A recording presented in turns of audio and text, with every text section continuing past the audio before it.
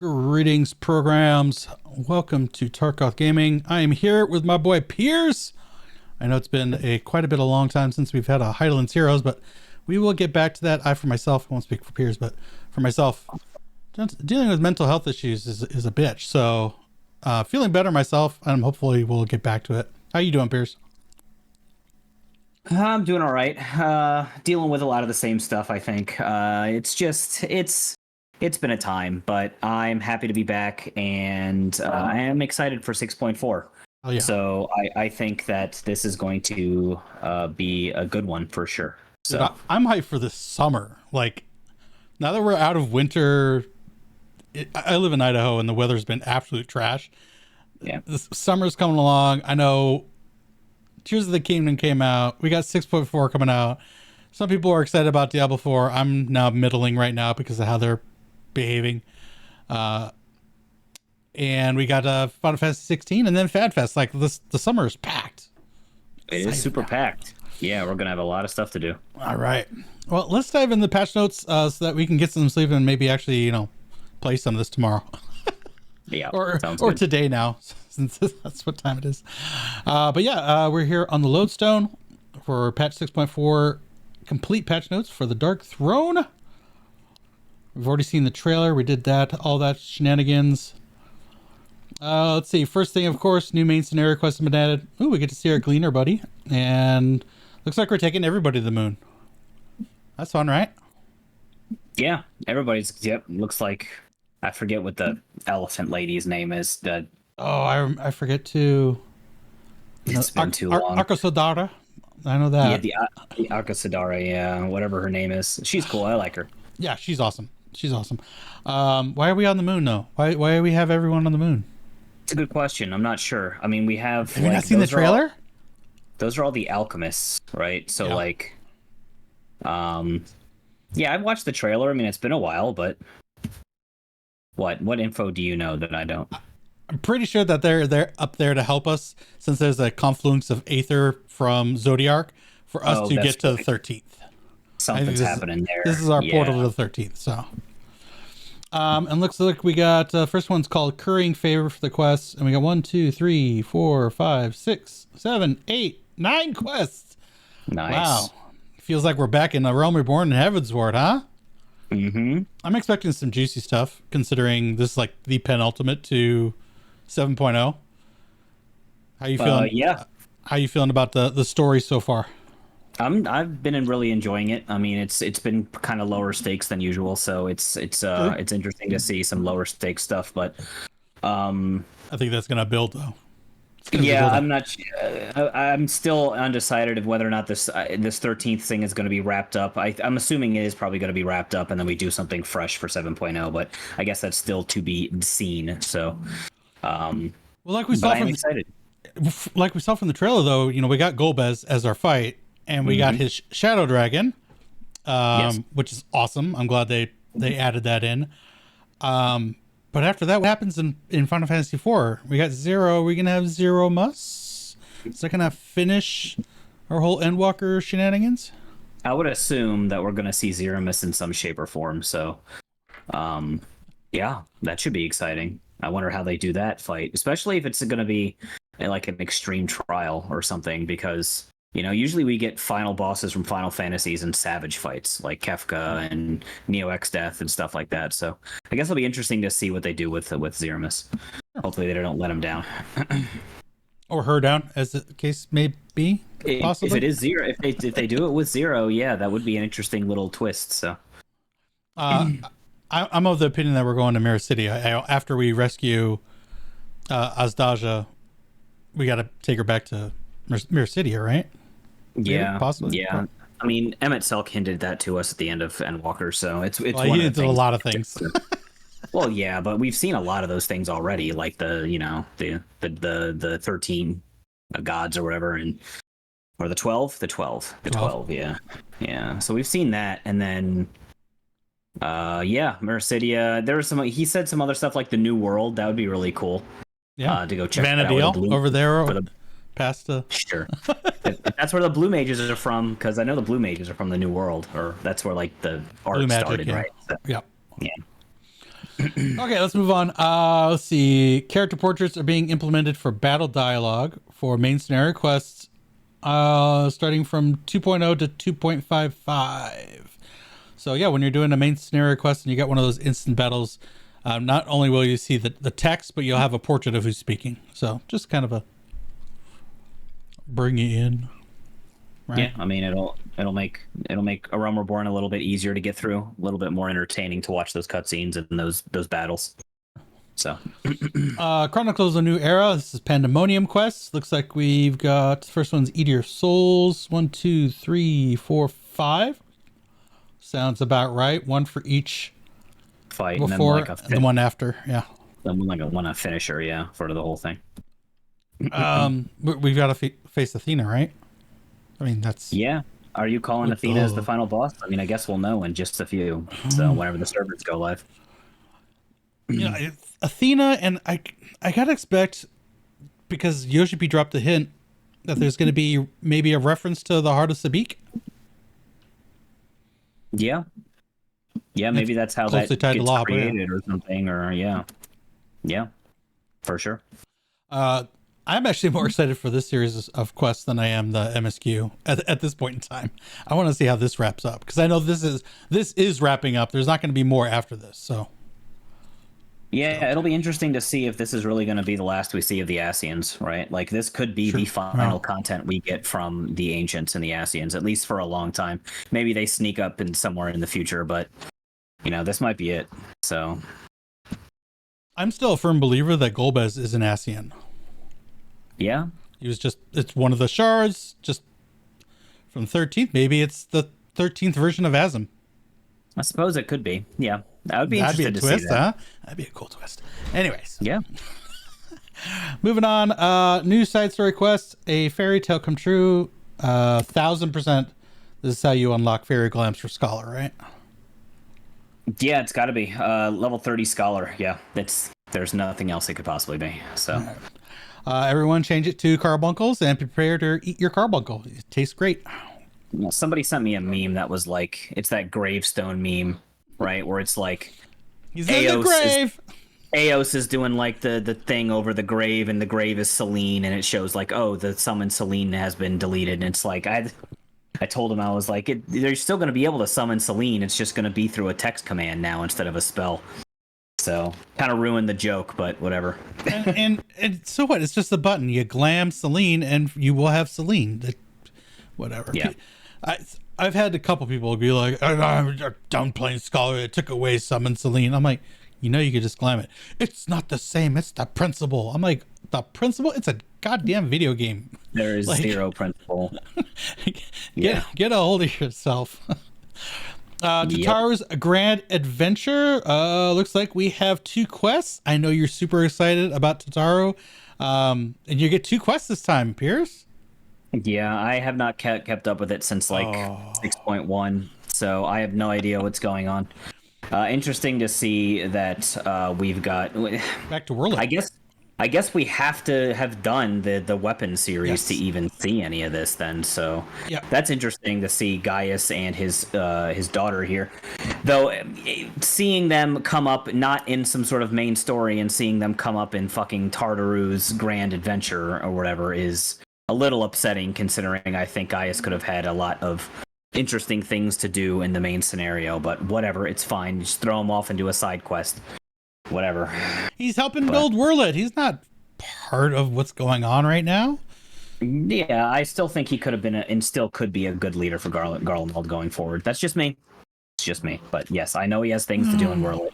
He feels super guilty about it, so let him fucking go redeem his soul in Worlet. I think there's still plenty of time for him to insert himself. Like, you really think about it, there's not a lot of time that has passed.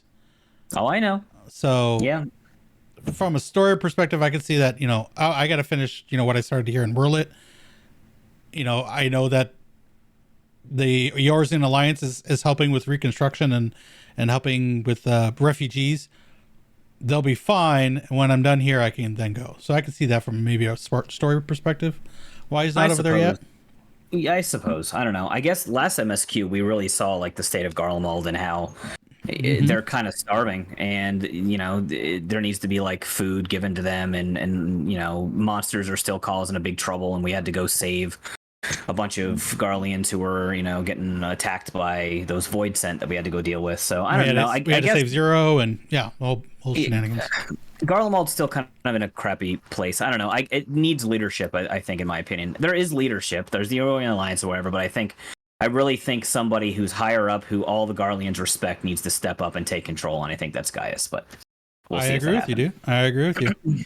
Yeah. I have said it. I did the first quest is 6.1, and I said it, and I'll keep saying it. I will not do these until the whole quest series is done and complete in 6.5. So my hands are off. I don't care. Whatever. That's fair enough. There's got to be a decent reward at the end, maybe some sort of glamour piece, or Tataru's all about glamour, so maybe we'll get a nice glamour set or an emote or something, or maybe both. So it'll be worth doing, I'm sure. But right now, my interest is not in it. So, gotcha. Yeah. Island Sanctuary and Ideal Marriage. What? Marriage? We're gonna get married? We're gonna pick a bride, a waifu, or a husbando? Huh? That'd be nice. Yeah, let me marry an NPC, please. Let me get Zero or some other chick in the game. I'm sure I could find. Players must first complete Sanctuary Far Eastern Yard and make a certain level of progress in enhancing their island sanctuary. I will be doing that because there's minions involved, and if there's minions, I will do it.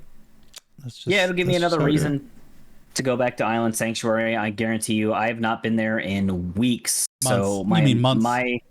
Probably my animals hate me. I don't think they can leave though. They just get really angry and cross at you. They're probably just eating grass, so it feels real bad. But yep. That's what They'll be happy to see Daddy come back. So Daddy Piers, Daddy's back. Piers. Yep.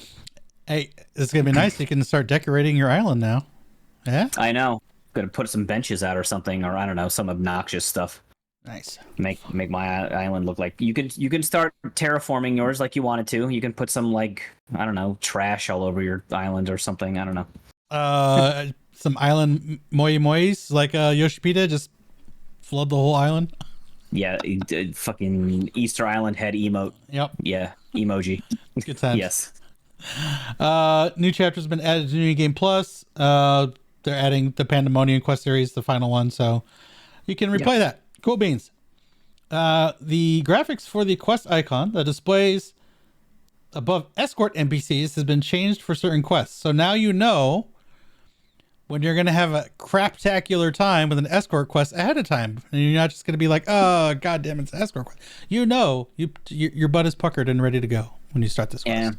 Yeah, I don't mind these, but I'm not sure what they're doing with this besides maybe you're crunched for time or something and you're trying to spam through MSQ and you can see that the next quest is going to be guiding someone somewhere and you're just going to nah, I'm not going to do that right now. That's the only thing I could possibly think. Yeah. Yeah. Or, you've got a queue and you're like, oh, this might take a moment. I don't want to start this shenanigans. So precisely. Yeah, exactly. It's a little change. Cool. Thanks for putting it in there. Mm-hmm.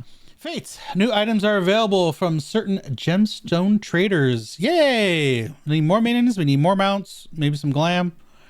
I know there's this whole 500 tickets thing.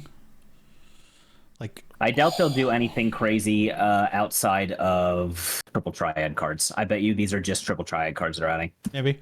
If we're lucky, maybe we'll see a minion or an equestrian roll. Maybe we'll see one or two of those. But if we're lucky, but my money goes towards just having a bunch of triple triad cards for, I don't know, some of the new somethings coming in this new patch. I also think this is maybe a good spot to put in adventure plate aesthetics for each zone. I want to grind out the Ultima Thule plate so I can have a background and aesthetics from Ultima Thule. That would be excellent and actually a really good idea if they did that. So, there's some ideas for your dev team. If you haven't added those, you should do that. Yeah. Treasure hunt. Rewards for treasure maps and more treasure maps have been adjusted. They're basically adding stuff to Excitedtron, the shifting gymnasium. So, yeah, they always do. Yeah. Do they do that for the very last one as well? The half patch? Or they add a new map, a new zone? Maybe 3 different. I don't think so. I think we Just the just two? get the regular pick a door, and then we get the spinny roulette. Okay. I think that's it. But as for the rewards, every patch that they come out with a new glamour set, right? Something it's usually something casual wear or something. That's where all that slick new glamour comes, is from the trigger map. So every patch they add them, and they've been really keen on making sure to add a lot of 3-piece items for mounts. So now that we have from this expansion, we have 3 of those mounts that do that. So maybe expect another one of those. Started with Alkanost way back when, and that seemed to go over pretty well. And those items have always, because they're so rare, you generally have to get to the second to last or the last floor to get those items. So those have always kept their price. So definitely an incentive to go do maps with all of these new mounts that are out for it. You have to collect the 3 of these items, and they're worth a lot. So get out there and do your maps. You can make some cash or get some cool mounts that you can brag about. And honestly, if you got a group of 8 and you each bring along 3 or 4, it's a lot of fun. It takes some time, but it's a lot of fun. And you can make a lot of gil. You can, especially just passive gil. I don't even have to sell. Anyways, new charge symbol options been added to the company crest. Okay, cool. Have you ever messed with company crests in this fashion, adding different icons and stuff and colors? I mean, sure. When I owned my own free company back in, I don't know, before Shadowbringers, but ever since I've moved to Phoenix Dawn, I don't do anything with the free company. I stay hands off of all the crest stuff and the submarines and airships and all that stuff. So it's been a long time since I've done anything with the company crest. Gotcha. Following additions and adjustments made to subaquatic voyages, new nautical maps, new areas, new items. New submersible rank has been increased to 110. My goodness, they just keep jacking these things up. I feel sad for airships. They's oh, we're gonna do submarines, and I think they did another patch worth for airships, and they're just like so many other systems, all right, we're done with airships. We're just doing subs now.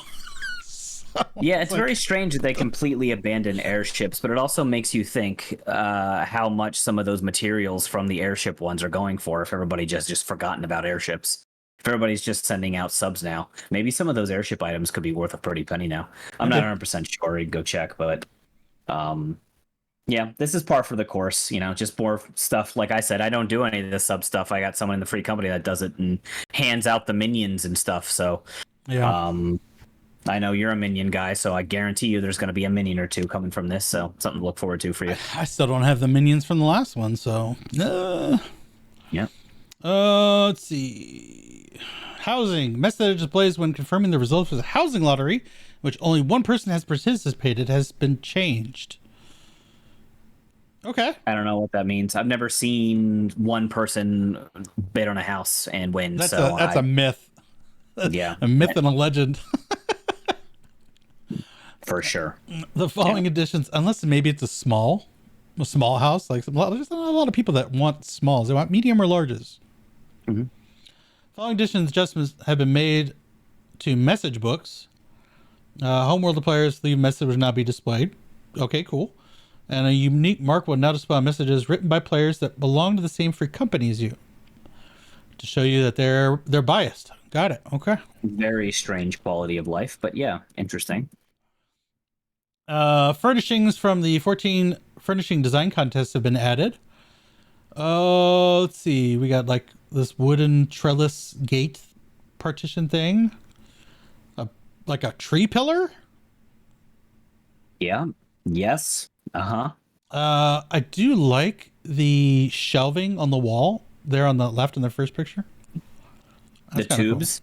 Cool. Oh, is that tubes? Oh, that is I don't tubes. know what that is, dude. You're right. That's like electrical conduit. All I know is I need to now put them all over my house and make Tube City and put hamsters in there and let them just walk all over them. That'd be so sick. Tube City. Tube City. You're going for as steampunk as you can. Let's go. Yeah, with the hamsters living in there, dude. That'd be great. Little playhouse with the hamsters anyway. The second picture here, I like the stove. Pots and pans. They're trying to make things to make it really feel homey. The keg though, cast keg down there on the floor. Yeah, that's going to be mandatory in every single venue that has a bar ever, which is all of them. So you'll just be seeing those all over the place. So please look forward to that. Third picture here, the orange wood. I don't even know what kind of wood that is. Gazebo. Mm-hmm. Yes, sign me up. I want one of those. I want to put one of those on my island. That looks really good. Yeah, that's pretty sick. Yeah, for sure. This one on the left though, if that was like a swing, that would be really cool. Yeah, like if it actually swing back and forth. They would never be able to add that. That's yeah. They could. Maybe. Yeah, and you can't actually get inside it. All you can do is interact with it and sit, and then you're in it and you're just swinging. And then when you get out, you're actually out of it. You're not possibly maybe in the model. The most I can think of is you can't even sit in it. You just click on it and just swings back and forth. Like that's okay. I think that's the most they can probably do, but whatever. Some more new furnishings. Not gonna lie, I've gone down rabbit holes where I've watched people make tables out of big chunks of wood and epoxy, and this dining room set is awesome. Yeah, I like it. I don't know how structurally sound that log table would be. I feel like you put something heavy in the middle and it would snap right down the. I mean, I guess with enough epoxy, right? But yeah. Still cool looking. I mean, it looks cool. I'm not sitting here talking about realism game. In my fantasy game. Yeah. Suspend your disbelief, people. Yeah. I guess we can plant mushrooms. Cool. Yeah. Make your place look like the Numo city, I guess. Well, I was gonna be like that, and then get me a Mario glam, and we start taking pictures. I'm in the Mushroom Kingdom, bruh. There you go. New equestrian rules have been added. Of course. New aquarium fish have been added. This tortoise with these earth crystals, that's pretty cool. I want him like you want right him? now. Like right now? Yeah. In a few hours, dude, you can get him. I want him as a minion. Yeah, that would be cool. That'd be cool. Yep. New seeds for flower pots. Sure. I don't deal with that. I think we've gone over that. You don't either. So. Nope, I sure don't. And that's something we could do. I'm just too lazy to do it. So. Like, I don't know what the point is. You can exchange it for some items from some NPC. I don't know if any of it's relevant at all. And you can make some of the accessories for the hair. Okay. But that is a, a lot of work. More feminine side kind of. It's not a Piers thing. Piers would not wear a flower in his hair. It's just not something he would do. So, yeah. All right, dude. All right. I'm just saying. Look, I'm just saying. Manticore Gold Saucer. We got new Triple Triad cards. New NPC opponents for Triple Triad. Good stuff. You're a big Triple Triad person. Go for it. I doubt that they're going to do one this expansion, but they might do another achievement next expansion. where you have all the cards and to get another mount or minion or cards or whatever. All the above. So yeah, I would expect next expansion or even the one after that. But yeah, best way to keep up on those achievements is just keep up with the opponents as they come along. So yep. And I'm way too far behind. So anyways, miscellaneous stuff. The following additions and adjustments have been made to Island Sanctuary. Maximum rank has been raised to 16. So we've got a couple months of Island Sanctuary, I guess. Right? Yeah, what are we, 12 now or something? Yeah, we're at 12. So they're increasing it by 4.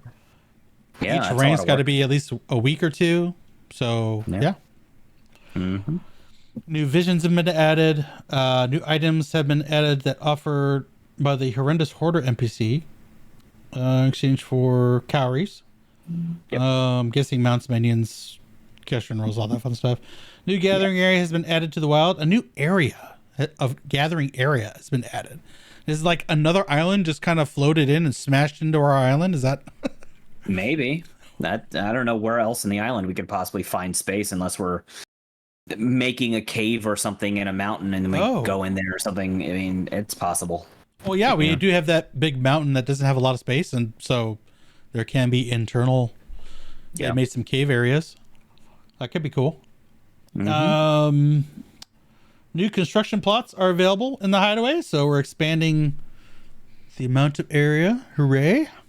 New facilities have been added. New facilities. What do you think we're gonna have for new facilities? It's probably going to be landmarks like it was. I don't see them adding something completely new, like a fishery, like I've been asking for a while. Fishery could be cool. But, it would make getting stuff like the stupid seaweed a lot easier, or like the fish that we, Oh, I have the granary. You can get that stuff from granary. You can, yes. I think it still would be cool to like have a little aqua area. You can kind of, maybe put fish in and breed the fish or something. I don't know. That's a lot of work. I get that, but I don't know. It would be cool. I think it'd be fun. Yeah, when they say facilities, like when they say visions, I think of landmarks. When they say facilities, I think of like the workshop and the granary. So yeah, I have no idea. Maybe it could be something new then. Yeah, you're right. The terminology is a little bit different. So. New sanctuary crafting recipes have been added. Of course, we got new ranks. We're gonna have new recipes. Thank God for that website that does all the telling us what to. Yeah, you're not kidding, dude. New produce has been added. Great. That's just wonderful. With new produce, I kind of hope that we get another plot of land for gardening. Just one more at least. Yeah, we're already at the point where you can't really have, or you can have, I think, one of each, but I know you can't do two of each. So you could do. I think you could do 2 to 3. Maybe just 2 actual plantings of each item, and that's it. I think with the leeks and the other thing though, the leeks and the paprika, I'm pretty sure it's still too much. Like, I could be wrong, but I remember what we're saying is we need more produce gardening space. Yes, precisely. New animals have been added, and not just the animals. Apparently, the things the animals ride in on, because we got a springing on a giant fucking rock. Yeah, that's Ziggy. Our boy Ziggy has come to visit our island. So we killed Ziggy. Okay. No, and we killed Ziggy's boy. We killed Ziggy's son. We knocked them both out. Sure. So and then we took them to our island. Yeah, that's from the antimatter tower. Yes. That's. And from Montoya's cavern, we brought them here. Sure. Yeah. Sure. Mm-hmm. We went through all that trouble dragging that big ass rock. Okay. Yes. I mean, look how cute he is. He's so happy. How could you kill him? Fairly easily. He started it. We were just going for mud in Montoya's cave. Okay. We were just going for mud. It. We finished it. Yeah. New materials can now be acquired from foraging expeditions. Well, of course, if you can gather them, you should be able to forage them. New area has been added for foraging expeditions. It's got to be cavern. Yeah, we got to have caverns, right? It's got to be the new area, yeah. New Isleworks handicrafts have been added, of course. Warning that displays when a material deficit will be incurred for handicrafts has been added. Thank you. Because sometimes I forget to go into that menu to check to make sure I have enough, sub items. Nah, it sounds like a you problem personally, but okay. Quality of life. I get it. It's fine. Okay. You know what? They did it just for me. Thank you. Sure. Now, Square, if you could just respond to my tweet. I sent out a tweet earlier today. I'm like, hey, Square, I'd really like to get on the Pixel remaster bandwagon, but I can't buy a physical copy. Help me out. I want to give you my money. Help me. Jeez. No response yet. Anyway. I'm sure you'll get one. Yeah. Yeah. Mm-hmm. Maybe they'll just send me a free copy in the mail. Okay. The maximum number of minions that can be simultaneously released has been increased to 50. That's still stupid. Still not enough. I actually need to disperse them because I have them all located in like 2 areas. So I need to spread them out a little bit, make it a little more fun. I do as well. They're adding some like every single patch, dude. They'll get up to your level at some point. No, man. This is the first time they've added since they released it. I'm telling you. Started at 40. Yep. It's been 40 the whole time? Yep.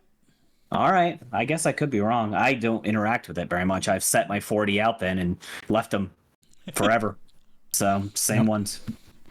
Furnishing Glamours feature has been implemented. I might put some stuff out, but I need to hire a decorator. Yeah. Yeah, I'm not good. Like at this any of picture stuff. looks fancy. I like it.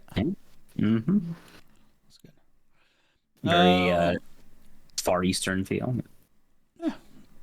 I mean, the house is the house, so it's not like that's changed. But you know, got trees. They got a little pond, a bamboo reed pond thing here going. So it's nice. Glamours can be cast using furniture's inventory. Furnishings used for glamours will not be expended, but they will be bound to you, preventing you from trading them or selling them to another person. So it's cool. Basically, you're just copying the image to the sanctuary, and then the actual item then you can use to put into another house or back on your tin or whatever. So, yeah, that's kind of cool that they just save that. So you can take all of your outdoor housing stuff, go to your island sanctuary, just copy everything, and then put everything back the way you wanted it. So. Yeah, I wonder if there's some internal system thing about this, why they can't actually have you like the data of the item being in your sanctuary or something. I'm thinking there's something internal here instead of convenience, because I think if Square Enix had their way, they would make it so that you had to put another, like if you had a bench, you had to put the bench on your island, and then you had to buy another one for your house. Well, like that would remember that they said repeatedly that they didn't want this to feel. They wanted it to be a separate piece of content from everything else. So yeah, there's still reward stuff that we take out into the real world, but nothing that's actually affecting normal gameplay. So to pull something, because then you have like a guild sync issue. You're syncing guild into your island sanctuary for decorations. Yeah, I get that. I understand. Yeah, maybe. I'm just happy they're doing it. It's cool. Yep. You know, I think this is something that we've been expecting for a while, so to see it being done is good. So. Like everyone says now, though, next step, just put a freaking house on the island, right? Just put a house on the island. And then you can, because I'm assuming this is only outdoor furnishing, so yeah, it is only outdoor. Yep, correct. Only outdoor furnishings, maximums of 90 slots. So that's cool. That's still plenty of stuff. I don't know. That's still a hefty amount of a hefty amount of glamoring, dude. Because like I'm pretty sure with a normal house plot you don't get 90 slots. With a small house, I'm not sure. I think you don't have that many. I think spaces, a small maybe it's 25. It's something like tiny. Yeah. So I mean, 90 slots, super tiny plot. Yeah. Dyeing furniture and glamours. You can dye your stuff. Cool stuff. Awesome. Registering furnishing items as glamour will allow you to place them in your island, even if they're not in your inventory. So yeah, once they're registered, they're copied over. They're part of the inventory of the island sanctuary, and you can put the actual item away or back where it was. So, you can't put everything on the registered list. You can have up to 120 different items registered. And only 90 actually on the island itself. That's still a pretty hefty amount, though. Yeah, I think. I agree. Yeah. New hairstyle options for our Vieira friends. That's kind of cool. I like it. Yeah, it's the Piers hairstyle. So the one on the left. Yep. So. Is that of course kind of Thancred? Is that kind of Thancred? It's a little Thancred. Piers started out the game with the Thancred haircut, and then I quickly switched over when I saw this one, and then I saw I think it's the Ace haircut from Type 0. So I switched between those, and I had a ponytail for a while too. So, but I think I like this one the best. So glad to see that male Vieras are getting it. I've been a big fan of you remember the Monk Stormblood with the rose on the side and it's kind of short crop. Been a big fan of that one. That's a dope one. Yeah. I actually really like the female one with the ponytail in the back. It's just kind of nice and neat. The braid, yeah. I wonder. I'm sure these are for both male and female. To be fair, I wonder if females can rock the one on the left and males can rock the one on the right. I would probably think so. I don't know if it's the same internally. Like, if you fix the one on the male, it's the same for the female. I'm not sure how that works. Okay. But. New hairstyle options have been added to Hrothgar. Looks like you have the nice. That's the squall haircut, right? Looks just like Squall and Sephiroth here. So Yeah. Yeah, not gonna lie, that does look like that. And Rothgar rocking the flowing locks, man, looks good. Yep. Following additions and adjustments have been made to Wondrous Tales. New items for these certificates. So we'll have to see if maybe we get a mount or a minion from Chloe now. It's possible. We haven't had that kind of update for Chloe in a long time. Silver and bronze is interesting. Those are the ones that are normally the most interesting to me because, gold, no one ever gets gold. It's 3-line. But usually when you see they're adding things to the gold, it's going to be the ornate version of the new crafted gear. So guaranteed there's going to be right off the bat that 5 materia slot ornate body gear for the new crafted set coming out tomorrow is going to be for a gold exchange combination or whatever. Yep. But I am interested to see what they do with silver and bronze because those are usually like maybe an equestrian roll or a minion or something. They're adding the Aether Font, which is the new dungeon, and Euphrosyne, the 24-man from this current patch we're on, to Chloe's Adventures, Wondrous Tales. Mm-hmm. So cool beans. Following additions, adjustments have been made to the faux hollows.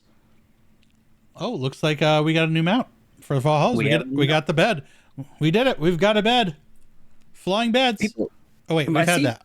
I've seen people complain about this. It's a reskin. I'm like, oh my God. Also have to, of course, it's a reskin. They've all been reskins, first of all. And second of all, let's also remember the fact that the normal magic bed is crafted from items that are from old treasure maps. So some of those items are still pretty pricey. So, it's not all of the other, with the exception of Construct. Construct was a pretty tough mount to get before the reskin for Wonders or Faux Hollows. Yeah. But the bed wasn't easy. It wasn't that easy to get either if you're not rolling in Gil. So this is another way to get your hands on a bed.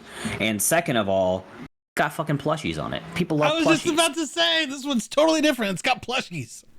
Yeah, it's got plushies and it's cute and it's got a nice little bedspread there. Yeah. So I dig it. I'll definitely pick this up and use it and then sell them like hotcakes. Pick them up and sell them. Yep. Hey, I've got 600. I think I have like 700. Not everyone's going to want to do Zervan. No. Not everyone's going to want to do Zervan. I'll be honest. I'm a little scared of Zervan. I never did Zervan when it was relevant, so this is gonna I did Sephiroth, I did Sophia. Here's the fun thing. Now that we have kind of like a set team, I feel better about these Unreals. Oh yeah, when we were doing Sephiroth and we were pugging 4 people, we're like, oh my God, this is just awful. Yeah, it's pretty miserable. So Zervan hopefully should be a little bit smoother. People meme on the skip soar. I don't think we'll be able to skip soar this time around. I'm not sure. They're going to tune it. We'll have to see. I think they'll tune it so you can't skip soar. But, I think that would be a huge meme if you can still skip it and then Party Finder became a cesspool again. But I guess we'll have to find out. So. Oh, good times.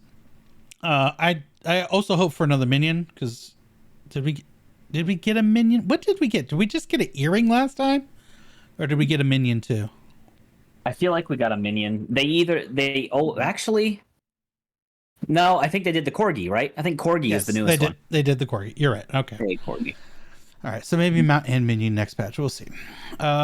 New emotes have been added. I'm not sure what this is, but it looks like thoughts and prayers. I've read this. I read the preliminary, so I can tell. It's / hand on heart. So take what you will with that. I don't know. It's just hand on heart. When the Warrior of Light is thinking and praying about something. Oh no. Sure. Yeah. Mourning. I don't know. Whatever. Well, we're battle system. Stuff. Oh, juicy stuff here. Okay. Battle system.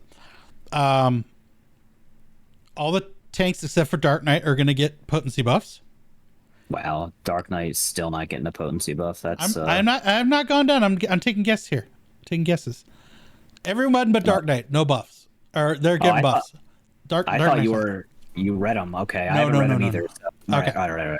And then I'm expecting because they talked about the radius of buffs, so I'm thinking that's going to like 45 yalms. Like whatever the starburst thing for Astros is. Oh, Constellation. yeah, maybe. You know, the whole big room buff. So if you're gonna do it for that one, just do it for all of them and just be done with it. Earthly Star. Earthly Star, thank you. Star. Okay. All right, so let's move down here. We got Gladiator Paladin. Riot Blade got a potency buff. 20 potency buffs. Circle of Scorn. Is that the AoE? It is. This is interesting because it seems like just the initial hit of Circle of Scorn is getting a 20 potency increase and not the dot. So that's fine, I guess. So the initial hit will just be a little bit hit a little bit harder. It's, whatever. Cool for Paladin. But Circle of Scorn is it's the OGCD. Mm-hmm. So yeah, it's just the initial hit, just a little tap in extra damage every 30 seconds. Okay, all right. Divine Veil, radius have increased to 15 to 30 ohms. Okay, so they're making everything 30 ohms. Yeah, they're doubling the range. Okay, which is great. It's great. Royal Authority, 20 potency boost. Atonement, 20 potency boost. Cool. Execution no longer interrupts action combos. Cool. So if you accidentally start your action combo again, you can go back to your atonements like, I forgot my atonements, and do your atonements before you finish your combo. Mm-hmm. Warrior. Storm Path, 10 potency, Vengeance.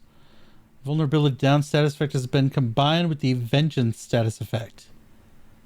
What? Vengeance was their big cooldown, right? Yes, Vengeance is a 30. So Vengeance is the only 30 in the game that has an additional effect to it, and the additional effect is that it has spike damage. Every time you get hit, you do 50 potency back to whatever hits you. Okay. So my guess is that they're adding that 30% down to the 50% potency that gets reflected back. I didn't know they were separate buffs. I guess they were. Now they're not anymore. They're combined. Why it wasn't like that to begin with. I mean, Square, you got enough problems with buff management and debuff management. Like, get your shit together. Storm's Eye, 10 potency. Cool. Fellcleave, 30 potency. 30. That's going to hit. I like to see that. That's going to be nice. Upheaval, 30. Nice. Shake It Off, up to 30 ohms. Okay, so yeah, everything's going to move up to 30 ohms. Okay. Inner Chaos, potency increased by 10. Yeah. That's some decent warrior buffs. Those Fellcleaves are going to be chunky. Fellcleaves are going to make a difference. Yes. Yeah, Warrior's Burst just got crazy, so great. The Upheaval is actually going to be pretty important too. That every 30 seconds, right? Sure is. Yeah. Dark Knight, Dark Missionary bumped up to 30 yards. Yep, they didn't get anything else. They were specifically saying Dark Knight does too much damage, and they were going to buff everyone else. So. Gunbreaker, which I think was number 2 in DPS rankings. Keen Edge up 30. Yep. Brutal Shell up 30. And Heart of Light increased to 30 ohms. Nice. I like it. That'd be nice for when we go back to Uwu. Get my Heart of Light on. Get my Heart of Light on. Yeah, for sure. Pugilist Monk, Mantra, and Brotherhood. Up to 30 ohms. Nice. Both are excellent. Yes, very nice. Dragoon Jump can now be executed while bound. I always thought that was just hilarious. To improve the functionality of this action, jump will no longer affect the character's position as recognized by the server. The camera will no longer follow your character when executing jump. That was always a little weird because you just zip and then you're back. But yeah, you used to time jump wrong and you could take an AoE that was, hitting the boss. I think you still have to worry about AoEs underneath you, right? Yes. Okay. So, yeah, the idea is that a Dragoon can now step away from a boss that's doing a point-blank AoE and use jump and not have to worry about that jump putting them into the AoE and then putting them back to where they were. Now it's just the ability is executed from where you are, period. It doesn't just move you. It just does not move your character at all. It's not just a normal OGCD. It might have an animation that looks cool for a jump, but now it's just a regular OGCD. So, yeah. Cool. Dragon Sight now nullifies action direction requirements for self. Oh, I have no idea. Sick. What is this? True North, right? that True North? Now nullifies action direction requirements for self. If this is a True North ability attached to Dragon Sight, that's really cool. That's just another awesome. Cool thing for Dragoon. Yeah. Dragoons still need like an overhaul with 7.0, right? I am not a huge fan of their 5-hit combo personally. So yeah, maybe a little bit of a low overhaul. I know people love that 5-hit though. It's the only job in the entire game that's a 5-hit combo. I would go so far as to call it a 10-hit. Because you got one side of it and then you got the other side of it. And you go back and forth. So I would call it a 10-hit combo. Yeah. Yeah, and it feels really bad when you start the wrong one. So maybe it does need a rework, but I guess we'll have to find out. My problem with it is that because you have a 10-hit combo, the amount of OGCDs, you're like, it doesn't. How to put this? Sometimes it feels like you're off with your OGCDs, but you're not. Because they like end up on different sections of that 5-hit or 10-hit combo. Yeah. The Dragoon is very. You kind of just have to. Yeah, you have to kind of use your stuff in the moment. It's in my opinion, is a very complex job. To anybody who plays Dragoon out there, my heart goes out to you. I think it is one of the harder melee DPSs to play. A lot of people say Monk is hard. I don't think Monk is hard at all. I think Dragoon is probably one of the hardest. So yeah, we'll see what they do. I think the OGCD bloat on Dragoon is bad. I think they have way too many OGCDs to press. So busy. I think removing some of them would be good. But I don't know if they'll keep the job identity of this long combo string. I think that it's just part of the identity and might upset some people if they get rid of it, but we'll see. We'll see what they do. High jump is basically just the upgraded jump, so it's same improvements. Samurai, Tenka Goken. Increased from 5 to 8 yams. That is cool. What is that about? That is it's their EI Jutsu with 2 Sen. It's their AoE EI Jutsu. Okay. Well, that's good. You need a little bit, get those enemies on far reaches of big packs. Yeah. Yeah, it's just bigger. I hate the fact that they changed Tenka Goken to a donut, or not a donut, but like a point blank AoE instead of a cone. I thought the cone looked a lot cooler. I think it looks stupid now. But at least now it's bigger. So cool, I guess. Go back to cone. Whatever. Bring back Kaiten.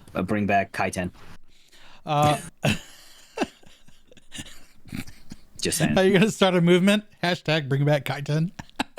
That's been a movement for a long time, brother, and I think that it would make a lot of people movement. happy. I think it's a losing movement. I know it is. I just like the dude flipping his sword. I think it looked cool. So I think I think it was really part of its identity, because now you're just spamming. Yes. What is that other one?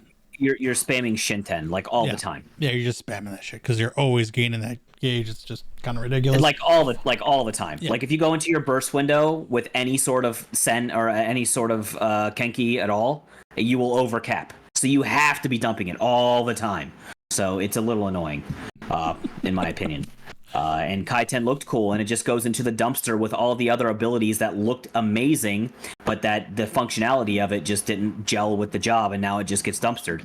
Say Scourge or Delirium from Dark Knight. Some of the two of the cleanest looking abilities in the game are just gone into the wind now because they just got rid of them. Was Kaiten the one where he sheaths the sword, he clicks it back in? Yes, Kaiten is he like flips his sword and then he like goes down to it. Looks like he's about to do an EI Jutsu, and then it just looked clean when you went into an EI Jutsu from Kaiten. But nice, whatever. Hisatsu Senai, potency buffed by 60. That's the 2 minute or 1 minute? It's their 2 minute. Their 2 minute. Their 2 minute Kenki dumper. That just does a crap load of damage. Guren is the other one that does the AoE. So you either Sene or you Guren. And Sene is their single target, and it just does a boatload of damage. So now it does a boatload plus 1 damage. Plus 60, yeah. Yes. Kaishi Goken. Effect radius. Okay, same as the other Goken. Shoha increased by 40. Shoha is what? Shoha is what you do when I don't you do a have... lot of samurai. Yeah, you're fine. So every time you do a EI jutsu, you get like a little thing underneath your gauge. Okay. And when you get 3 of them, you can expend them on an OGCD, and that OGCD is Shoha. And when you meditate too, when you meditate, you get those little things under your bar, and you can use Shoha. So I have not gotten that yet. I'm still 70, so I have not gotten that yet.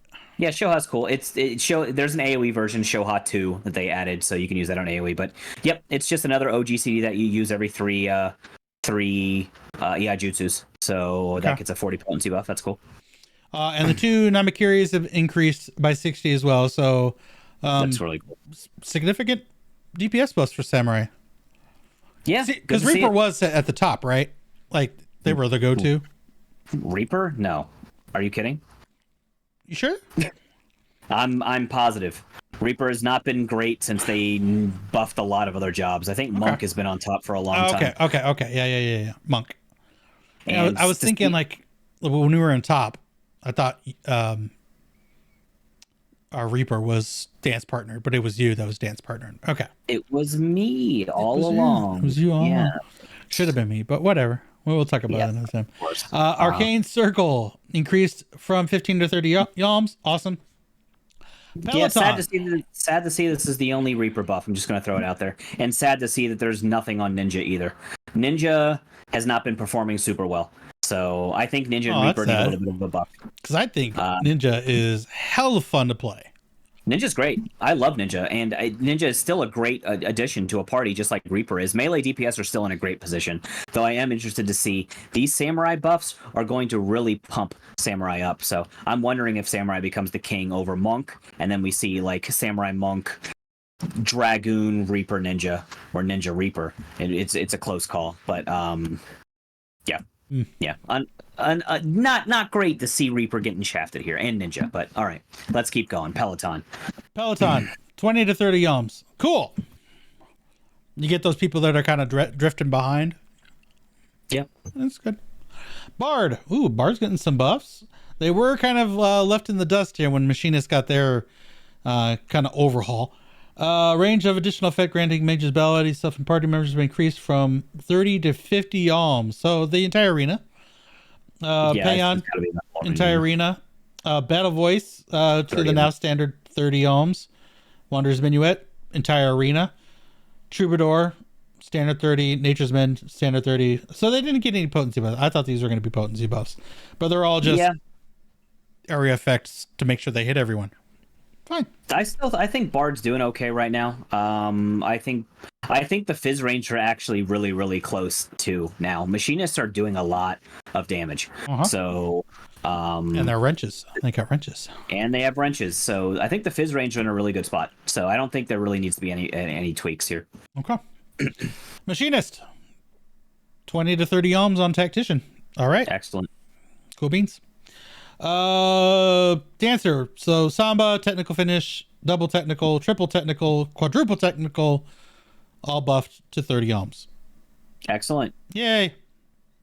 Now I don't have to go out to Narnia in the transition between Ifrit and Titan to make sure that Mimi gets shield Samba as well as technical step. Now I can it'll just always get it. It's great. Feels good. Yep. As a dancer. Yeah. Although I won't get the dancers buff because they'll be on the complete opposite end of the arena, but that's fine. It's whatever. Black Mage, Xenoglossy, up 80 potency. That thing's gonna hit like a truck. Yep. That's plus good. Enochian. Ooh, Enochian also got a 2% buff, so overall damage up 2%, plus Xenoglossy up 10%. So nice. That's gonna be nice. Black mages are gonna be pumping. Yeah. So Yoshi P's like, I feel underwhelmed here. let's buff my favorite job. Okay. They're like, okay, yes sir, director, producer, I'll do what you say. Summoner, Searing Light, increase to 30 ohms. Thank you. Red Mage, Emboldened Magic Barrier, up to 30 ohms. Okay. Yeah. I still think Summoner and Red Mage should do more damage. I think Red Mage needs more damage. I agree with you. I do not like where the balance is on casters right now. Black Mage is an interesting beast because Black Mage can take the slot of a melee DPS just flat out. Yeah. So It comes down Especially if to it's a Summoner good and Red Black Mage. Mage. Yes, it comes down to Summoner and Red Mage competing for like the 4th slot in a party, and Summoner is doing a little bit more damage. I think it's an easier job to play. I think Red Mage needs something. Magic Barrier is something though. Magic Barrier is very strong. So and obviously Verray's Chain. So Red Mage is fine. I still think it needs to do a little bit more damage. Summoner could also stand to do a little bit more damage as well, but I'll get off my soapbox for the casters. I don't think the casters are as balanced as, say, the Fizz Ranged are. So I'll agree with you on that. White Mages, though. Asylum increased only 5 yalms, so it's still a tiny little bubble, but it's a bigger, tiny little bubble. Okay. Asylum, yeah. Seeing Asylum bigger is great. So I'm happy with that. Sure. 7.0, it'll be up to 30 yalms by then, so whatever. We'll see. Dia, potency has been increased from 60 to 65, and damage over time has been increased from 60 to 65. Okay, so they got a little bit of a potency buff. Yeah, that's cool. Seeing not weapons bad. do more damage, it's great. So that's 10. So that's 55 potency per Dia. Not bad. It's not bad. How many ticks do you get? Was it at 15 seconds or is it 30 seconds? It's a 30 seconds. 30 seconds. Right. Yeah. 30 seconds, All the 15 dots are times 30. 5. Yep. Yeah. Yep. Cool. Potency. Temperance range and effect increased from 30 to 50 yalms. Wow, that's the whole arena. Nobody will be missing Temperance now. It's good. That'll be huge in top. Yeah. That'll be huge in top. That's awesome. Yeah. Scholar, Fey Illuminations. Okay, well, Fey Illumination, deployment tactics. That's huge for deployment tactics because you wanted to spread that shield. You're like, get in, please get in. Seraphic Illumination, Constellation, and Expedient all increased to 30 yalms. Sacred Soil is still a tiny boy, 10 to 15 yalms. It's getting a 33% increase. Or is it a 50%? I guess it would be a 50. Increase. Yeah, it's getting a 50% increase in its size, brother. That's huge for Sacred Soil. Yeah. So, yeah, that's great. I know you want it bigger, but at what point does it just become Caracole? You know, there's still got to be a little bit of strategy about where you place the soil. I already see it now. I look down. At what point does it become Caracole? Caracole is not blowing this out of the water. So that's what I'm. Astrologian divination has been increased to 15 to 30 yalms. Good. Collective unconscious range of additional effect reducing damage taken by 10% has been increased to from 8 to 30 yalms. Awesome. So that's a huge bubble. That's not just that tiny little hands out bubble that they put. This is a big boy bubble. Yeah, this is a huge. This is bigger than soil. This is twice the size of soil. This is awesome. Additional effect reducing damage taken now has a duration of 5 seconds. Cool. Additional effect reducing the duration of 5 seconds. So Collective Unconscious now is just going to be a button you press to reduce damage for 5 seconds. But and it's a 30 yalm thing. Mm-hmm. But it'll get refreshed if you step into it. But you want to stand in it for the regen because it has a regen too, right? Yeah. Yes. But its primary use is the snapshot. The snapping. It's like the paladin shield. You flicker it up for a second so that the party everyone gets the defensive cooldown. But now it's at least 5 seconds. So now you don't have to worry about the snapshotting it at the perfect time. You just snap it, boom, and you're good. So that's great for Astro. I'm happy for them. Astro, I think that healing though is it's clearly just wasted. Like no one uses it for the healing because the regen. Yeah, because you're holding yourself up for that whole time. You can't do anything else while that bubbles up. So there are a few mechanics where like the boss is like untargetable and doing something insane or whatever, and that's good to have Collective Unconscious up for that. But like that's the only time you wanted to use it for the regen. Every other time you're using it for the damage reduction. Omega, when he was casting his Delta blast, and you're like sitting there for like 10 seconds, and you're like, oh, I'll just put up this bubble and come in, get your regen. Okay. Yeah, I see its use. I see its use every once in a while. All right. My job, Sage, which apparently, I didn't know if you heard or not, but apparently healers aren't needed for endgame content anymore. Yeah, it depends on what endgame content you're talking about. And if that endgame content is the hardest fight in the game, then no, healers are not needed for that. You have to be insanely skilled, apparently. But stupid. The fact that they mapped that out and planned that all out, man, props to them. But still, that's for it being the hardest content in the game on content. Absolutely trash. Absolutely trash. I don't think it's going to be possible for some fights like DS. The only way I can see DSR possibly being done with no healers is if you have like 2 red mages constantly casting Vercure on Horsefont. Like, because Horsefont will die if a healer is not taking care of him, just flat out. So, like, I don't think it's possible without healers. Gotcha. But yeah, they designed top to where you don't need them, and you thought you did because of the healer LB. The healer LB is at the end of the fight, but no, people die to it, and then you get raised up for it, which just goes to show how much of a I shouldn't say how much of a joke the DPS check is. The DPS check is a joke because you're bringing 6 DPS or however many DPS they brought. 5 DPS, three tanks. Yeah, it's nutso. So of course the DPS checks are going to be a joke. They were cruising through that fight. Well, yeah, you're going to have an extra probably melee LB with that. So yeah, that's true. Yeah, you're right. I didn't even think about that. Yep. All right. Sage. Caracoli.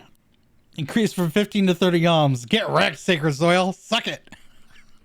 Yeah, it's a shame that it does the same thing. I don't know. I mean, Sacred Soil, I think Sacred Soil is more thematic and cool, but Caracoli, you just press it and forget. So it's cool. All of these, like, Sage was in a good spot already because they were just so easy to move around with. Now that you can be pretty much on the other side of the map and still hit everybody, it's just like chef's kiss. Thank you. I'll take it. Yeah, for sure. Eucrasian doses 3 potency increased from 70 to 75, so we also get a dot buff. Apparently our damage was not high enough, so that's a nice 50 potency buff per doses. So I'll take it. Not your dot, bro. That's your bread and butter, isn't it? No, it's Eucrasian doses, so that is the dot. So it's just the initial hit then, because I don't think it's the potency. Yeah. It's just the initial hits getting high potency. That's why I thought it was like your bread and butter, but no, your bread and butter is more than potency. No, because the initial hit on doses 3 doesn't actually do damage. It's a straight dot. That's right. Okay, it must be the dot then. Okay. Yeah. All right. Yep. Cool. All right. The following action has been removed for scholars. Summon Celine. Let's take a moment to remember the fondness that we had with Celine. Wish them well. And then remember that we can just use an edgy glam on them now and use Celine whenever you want. Okay, well, F it then. Just like Summoner, you can get Ifrit, if you want the chicken nugget, you can get the chicken nugget. Same thing for Celine. Now you just get Celine. You don't have to worry about casting the spell anymore. You just... I wonder if they're changing... Is it Summon Eos then? It must be Summon Eos. I wonder if they changed the name to like Summon Fairy. It might just be Summon Fairy. Or it is just Summon Eos, and then you glam whatever. Right. Because I think the Summoner one is still Summon Carbuncle, right? No, it's just Summon. Oh. I wonder if it's just going to be Summon. And then I guess Summon Celine was a whole different button. That's wild. I don't know. Scholar is the only job I have at level 0. So Summon Eos and Summon Celine were separate buttons. And that was from back in the days when they actually had different kits. Different effects. Yep. Different kits. Mm-hmm. And then it was a matter of color palette preference once they homogenized the kits. And I remember you getting after me because I was always on Eos. And you're like, dude, Celine's so much better. Nah, I like it. What are you talking? I like Eos better. Eos is fine, dude. Okay, maybe it was the other way around. Maybe I always had Celine out. I think. And you said no, Eos is better. I thought you were a Celine stan. I'm pretty sure you were a Celine stan. Her colors were brighter and she was cuter. She was cuter. She was a cuter fairy. I know they made it easier for Scholar, but like I low key kind of like the strategy of using different fairies at different times. Dude, Me too. I remember in Ultimates, dude, our Scholar would switch out the summon depending on what we needed. So I don't know. I think that they'll never go back to that. They want to simplify the jobs, but you know, whatever. It's just sad. But Sometimes it's sad. To be fair, when it was 2 separate kits, Celine was the superior one because it had the haste. So It did have the haste. Yes, you were right. Oh God, I remember when monks would be pissed. Stop casting Celine.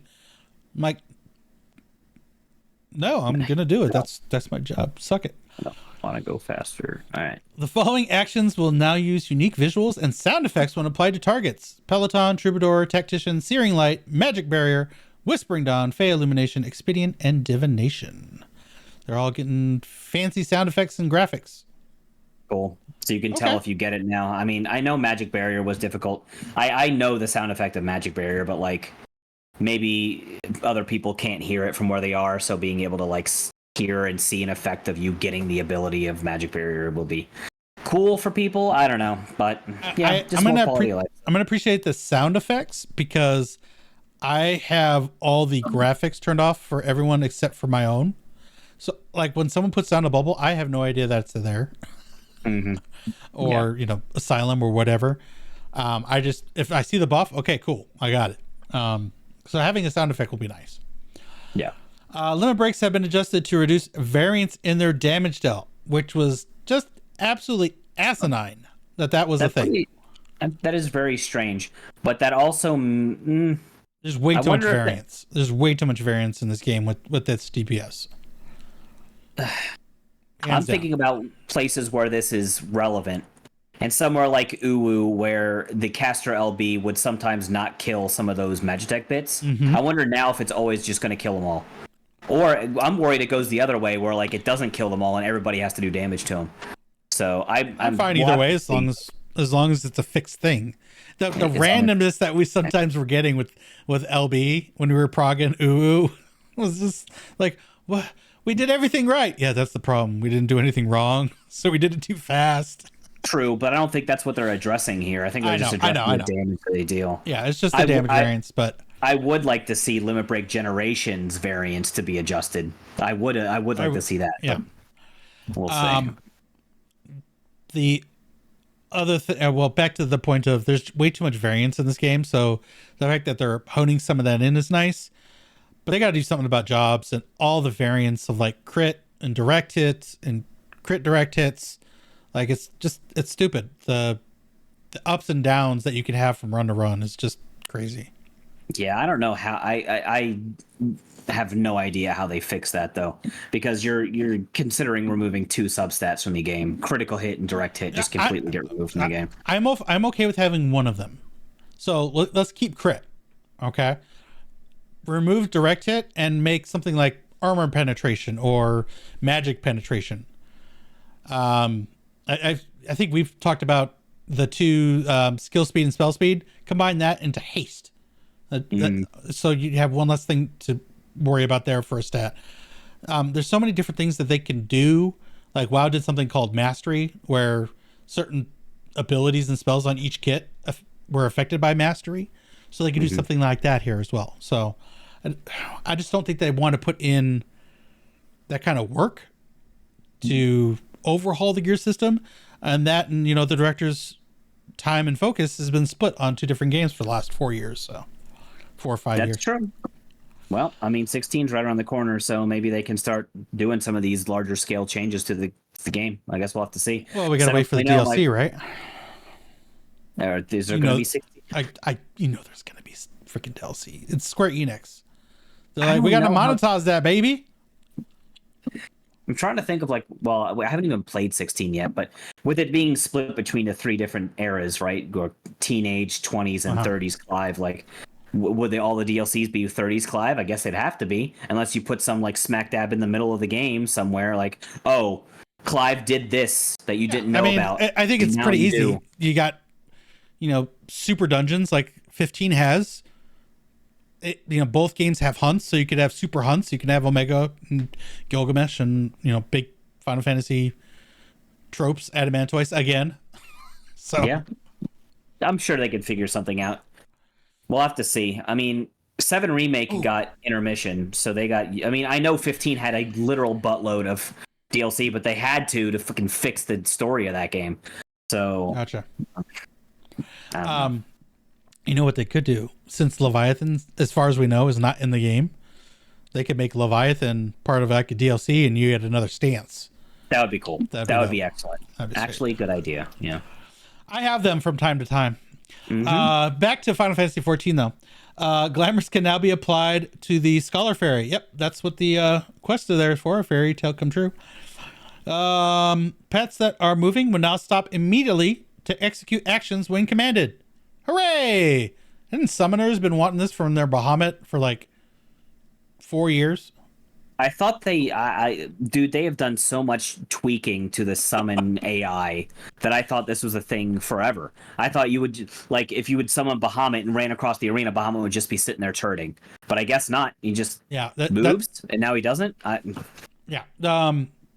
So previously, when you cast a Bahamut, you wanted to not do any movement, because like any movement could make Bahamut move, which means he's not doing his autos or, you know, whatever his worm wave was.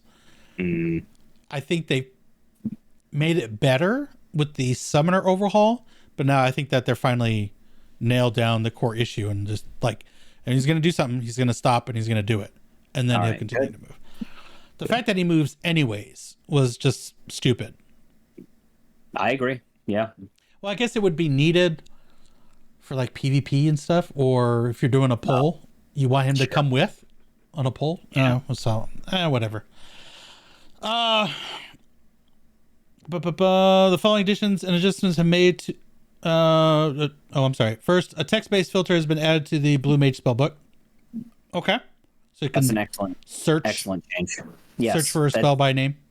I've needed to be put in the game forever. So now when I need Final Sting, I can type in fucking Final Sting into the bar and find Final Sting, and I have to look through 80,000 pages and try to pick out where it is. So great. Following addition adjustment made to the Blue Mage log, weekly challenge category has been added, which only displays weekly targets. The contents of the log can be collapsed or displayed per expansion. Cool. The location of enemies in the following areas have been adjusted. Lower Lenosha, Amarang, and Garlemald. No idea. Yeah. No idea. I doubt I'll even notice, but maybe some annoying ones going for MSQ or something. Interfering with some quests of some sort. Blah. A new dungeon, the Aether Font, has been added. Polar bears, man. And we get a special boss polar bear with purple crystals that seems very angry. It's wild that we're going to Eureka. Like, no meme. This is Eureka, correct? It has to be. There's no way this isn't Eureka. I don't believe it is. What is this? It might be. It might be. I know it has a name. Sorry, give us just a moment here. Heavy Aether Font location. Located north of Charlayan. So it's okay. So it's not. It is in fact not Eureka, but it just gives me so many Eureka vibes, dude. The Aether Font dungeon is in Japanese actually just called the Isle of Hom. So, yeah, but yeah, I do see where you get that. Like, it does give off Eureka vibes. An island with different climates. Like, that was Eureka. Whatever. It's fine. I think it has different. I think it just has two. All the ice and stuff because it's so far freaking north, and then that Aether Pillar kind of overflows, over-energizes the surrounding area. So it's lush and green and vibrant. Man, I was excited to go back to Eureka. Damn it. I guess it would make sense, like, if you haven't been to... But you could... Well, whatever. It's fine. Go to the North Island of Charlayan. It's fine. I mean... Maybe that's where the original island of Eureka was. We gotta get Baldestian done. We gotta drag Mimi and Ultima. We'll go. We'll go there. I'll do Eureka. Eureka's fun as hell, dude. Let's go. Level sync has been added to the following duties: Fell Court of Troya and Lapis Manalis. Cool. Item level sync of 630. Yeah. Sag. I mean, you still steamroll it because the minimum item level is like 580 or something like that, something stupid. So it still gets steamrolled. But You still steamroll them, but now you just can't extra steamroll them with like 660 gear or whatever. now, is this the patch where we want to farm our dungeon gear for top, or is that next patch? It's next patch, 5.5. Okay. Or Please look 6.5. forward to it. A new trial has been added, the Voidcast Dias. Golbez, yes, please. All I'm going to say. The arena looks awesome. As Daja, as his Shadow Dragon, awesome. I was kind of looking, and I'd have to see him in combat again. I know Yoshi P went in and fought him. And there is some footage of him in the trailer. But he looks kind of like a Thornton reskin, and I wasn't happy. If he's a Thornton reskin, I'm not going to be happy. Big guy, one-handing a giant greatsword, just kind of gives me Thornton vibes. And Golbez is like, I mean, I like Golbez a lot. So like this first picture with him standing in front of, the world of the 13th kind of has that feel of when Thornton was standing in front. We're on that stage and he's got the planet behind him. I know. That's what I'm saying. I hope he's not a reskin because I love Golbez. He's one of the coolest villains. I love him so much. I like mained him in all the Dissidias. So, just saying, right? I think that he is going to have a lot of different elements, mechanics from all sorts. Like we saw some Hades stuff, like the half room, yes, spike cleaves. And then when he goes into a second phase, I think he's going to have like all sorts of crazy stuff. And I'm expecting the arena to rotate. Like you don't have a cube like that and not have something in extreme where it rotates and you have to be mindful of how it's rotating and being on the correct side. Yeah, okay. Let's hope it's not to the extent of Zodiac because nobody liked that mechanic. There's not a soul out there that liked that mechanic. So, I don't know. I do like that. I love the arena. I love how small it is. I love it just like a little cube. It's really cool. I always love when they do different and interesting things with the arena. So I love Proto Carbuncle because it was tiny. We were like, oh wow, that's small. That cage. Yeah, exactly. Yeah. Mm-hmm. Let's see. Voidcast Dias, average item level 630 or above. Party size of 8 players, 60 minutes. All stuff that we're kind of accustomed to. The new Unreal is Zervon, which, as we've talked about. Sure is. Super fun and exciting. Drop rate for the links of Imperious Wind Flute has been increased. So if you have not gotten your Barbaricia, her drop rate's increased. Awesome. Mm-hmm. I haven't gotten any of them. I tend to wait because our group tends to all go in together and farm them out at the end of the expansion, kind of after everything's done with the Savage rating. So yeah, dude, I went a whole patch. This is the first patch in years that I did not even step into the EX. I did not do Scarmiglione EX a single time. So, are you meaning Rubicante? Rubricante. I always get those two mixed up. I would like to see a Scarmiglione EX, I'm just saying. But Ruben Conte, I did not go in and do a single time. I will say I did go in. I didn't actually clear Rubicante. The fight is easy enough. I didn't find a reason to do it. Same. Yeah, I didn't have a reason to do it. So, the weapons looked okay. I didn't need any of the weapons. I like the aesthetic. I love the aesthetic. But yeah. That's a per person thing. The music is sick. I know the music is dope, but you can listen to it on YouTube. So Fortune Crimson is so good. Yeah. But yeah, so it'll be nice to go in and actually do an EX this time, because obviously we need the weapons for Savage. Yep. So it's always those even ones. Those even EXs are always a little weird, but anyway, yeah. New raid dungeon, Pandemonium Anabasios, has been added. And we have Cocytus, I think is his name, which is the 7th layer or 9th layer of hell. I know it's a lake in hell, so... interesting. Did not know that. Interesting. Very cool. As Mike from the Relic Grind said, this is Shiva? Mr. Shiva? It's Shiva, yeah. Is Shiva? Male Shiva. Male got Shiva. Cool. There's a lot of ice going to be happening apparently with this guy. So I'm just like, Gotcha. yeah, it's male Shiva. Cool. We have no idea what the other bosses or what order, but I'm pretty sure from the trailer that we saw another boss and it looked like a proto Alexander. Which Really? yeah, this big old like fortress, and it's got a skull for a face, and because we had a Phoenix, we had a proto Carbuncle. Why not another summon? Let's proto Alexander. Watch that trailer. Yeah, but I'll watch the trailer again. That's. I don't know about that one, man. I thought it was the Starlands that built Alexander, bro. Because now we're talking that the ancients built Alexander, the Asians, or whatever the. Well, the Alexander's an elder. Well, as we see it, an elder summon, elder primal.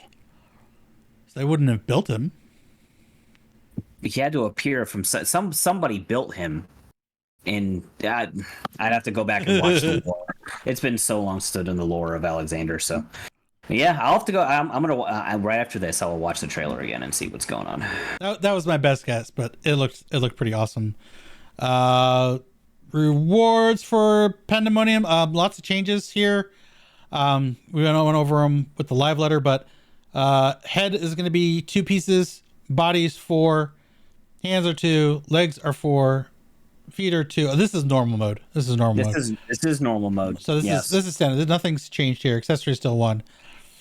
And you can only get 1 piece from each floor on normal until they lift the restrictions, which probably will be 3-4 months. Yeah. Savage being added 1 week late. See, here's the picture. Yeah. Okay. I see it. I just don't. What really sealed it for me was the ring above his head. Yeah. This could be then. For me. Like this is the first attempt at making an Alexander type fortress thing. So. All right. I'm down.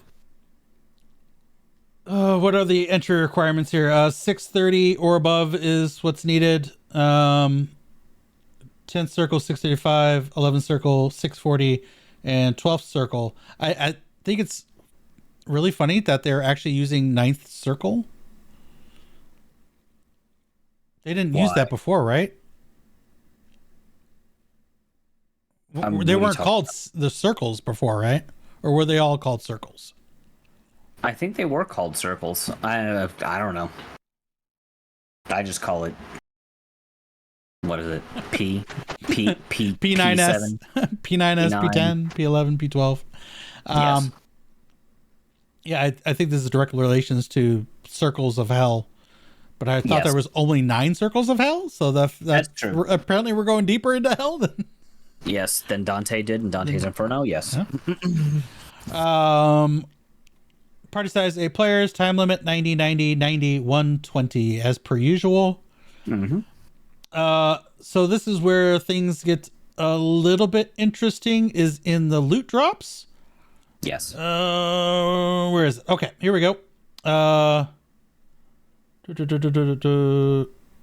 shines. Have shines always been 3? Okay, we're going to the loot table now. I thought they were 4. No, shines are 4. So going down to 3 is interesting. Yeah. Going down to 3, so easier to upgrade your accessories. That's nice. Accessories are at 3. I thought those were at 4 as well. Yes, so we're seeing a lot of changes here. Head, hands, and feet have gone from 6 to 4. 6 to 4, yep. So that's big. Body is going from 8 to 6. Legs are going from 8 to 6. Accessories are going from 4 to 3. And shine is going from 4 to 3. And that's awesome. Less time grinding this shit out is thumbs up for me. And what they're doing is, you'll see at the end here, they're making it so that you can exchange 4th pages for any other page. So now you can just grind the final fight over and over again and get those pages and then exchange them for whatever you want. Well, grind it. You're only going to be getting 1 page a week until they unlock it, which comes forever. But I guess what these are for is if you don't need the weapon anymore, because you can only spend page 4s now on the weapon. Now you can exchange it for anything else. If you need an accessory or something, boom, there you go. You don't need the weapon anymore. You get the accessory. So I think the body being available in 3 in the third fight is huge. Because it was basically just a glamour piece at that point. Once you really think about it, you've already beaten the 4th fight. Oh, you got the body piece. Well, yeah, it helps you get it here, but it's not needed for prog. So this will help you with prog in getting that's true the slot. So body was always like the last thing that you upgraded to. It was like always the last thing. You were always sitting on like the crafted pentamelded body for like ever. So now the fact that you'll be able to get it, and it had the same stat weight as legs. It always has. So now putting them both on the 7th just makes sense. And now that extra slot that was always in the 7th fight that was used for hands, head, or feet, some random hands, or feet, now is just going to be one body and then one leg drop from 7. So that's just cool. Or from 7, but from the 3rd fight, you know what I mean? I guess it'll be from 11. So another good change is there will no longer be 2 chests. It'll be just 1 chest for the loot. But with that change, there will no longer be duplicates. So you'll never have, we got 2 earrings to drop, but no one needs an earring. You always have different items. So no 2 gloves, no 2 feet. So you always get different items, which, yay, thumbs up. But yeah, weapons being in the 4th fight still, I think is fine. Because again, at that point, it's just kind of a glamour thing. Just like ultimates, like you don't need the weapon from the ultimate. It's just a point of, hey, look, I got this shiny. Look at this, huh? Yeah, that's nice. Where, body pieces I felt were important to the prog. Yeah, that's all. I don't know how I feel about using the 4th pages on other things. Like, we still have 19 weapons if you wanted to get a weapon for everyone. So like, I don't think I would ever use a 4th page not on a weapon. I guess it really depends on the player. Some people just don't like to collect other jobs. They just like to, or maybe they have like 1 or 2 jobs. It's options, right? That's what this is all about. It's options. Yes. Get things faster if you want to go a different route. Maybe somebody gets shafted on the body or legs or something, but gets a direct drop weapon or something. So now you have no use for the 4th pages. So they need to spend it on something else, And I guess if you look down here, it goes through all the changes.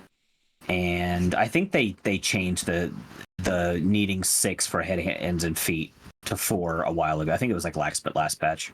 So yes. I'm wrong on there. I'm wrong. Hands, but feet was down to 4 then. It did used to be 6. I know for a fact it used to be 6, but now it's not. But accessories down to 3, body and legs down to 6 is awesome. I remember when belts were around, they were also 6 pages, and it always felt awful spending 6 pages to get a belt. Anyway, that's going off topic. I mean, the fact that, within 6 weeks of you finishing the 3rd fight, everyone will be BIS should be BIS for their armor and accessories. Yeah, that's huge. That's huge. Following duties have been added to the Raid Finder, Vortex DS Extreme, Unreal, 9th, 10th, 11th, and 12th Circle of Hell. Anabasios. Following duties have been moved to the Duty Finder, Mount Ordeals, 5th, 6th, 7th, and 8th Circle. So yeah, Abyssos was the circles. So I guess I don't know what I was thinking, but I guess they've all been just called the circles. Yeah. Players can now receive the power of the Echo in the event all party members are incapacitated during the following trials: Mount Ordeals and Mount Ordeals Extreme. Okay. Following adjustments have been Echo. The following adjustments have been made to Eusophrene.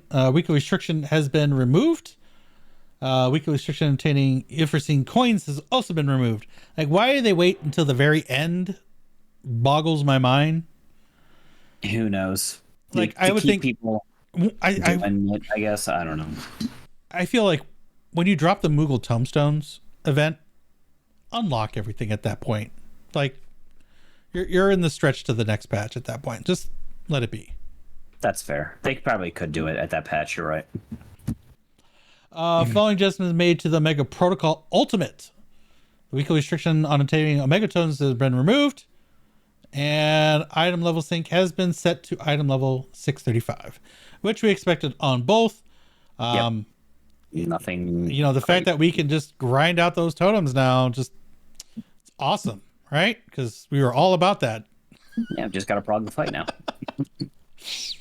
Alagon Tombstone of Comedy has been added.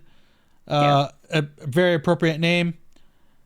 You can still get causality, but they moved to the 2000 or the uncapped now, so you can just grind those out. Definitely going to be used for your Mandivar weapons now instead of astronomy. Astronomy is no longer accessible or obtainable. Causality is taking that spot. Aphorism is being completely deleted from the game, and poetics are still poetics. They will be there to the end of this game. Probably. I always remember. Oh, it's like it's got three red lines. It's a poetic. You could count the lines and you knew which tier it came from. Duties listed in the Duty Roulette Expert has been changed as follows. Experts now Lapis Manalis and Aether Font. Cool. Yep. Cool. I haven't seen Troya in forever. Of course, I don't really do experts very often, so I haven't done an expert in a hot minute, so I'm right there with you. The following adjustments made to Duty Roulette level 90 dungeons. Troya has been added. Hooray! And now you have to be 575 to register for it. Cool.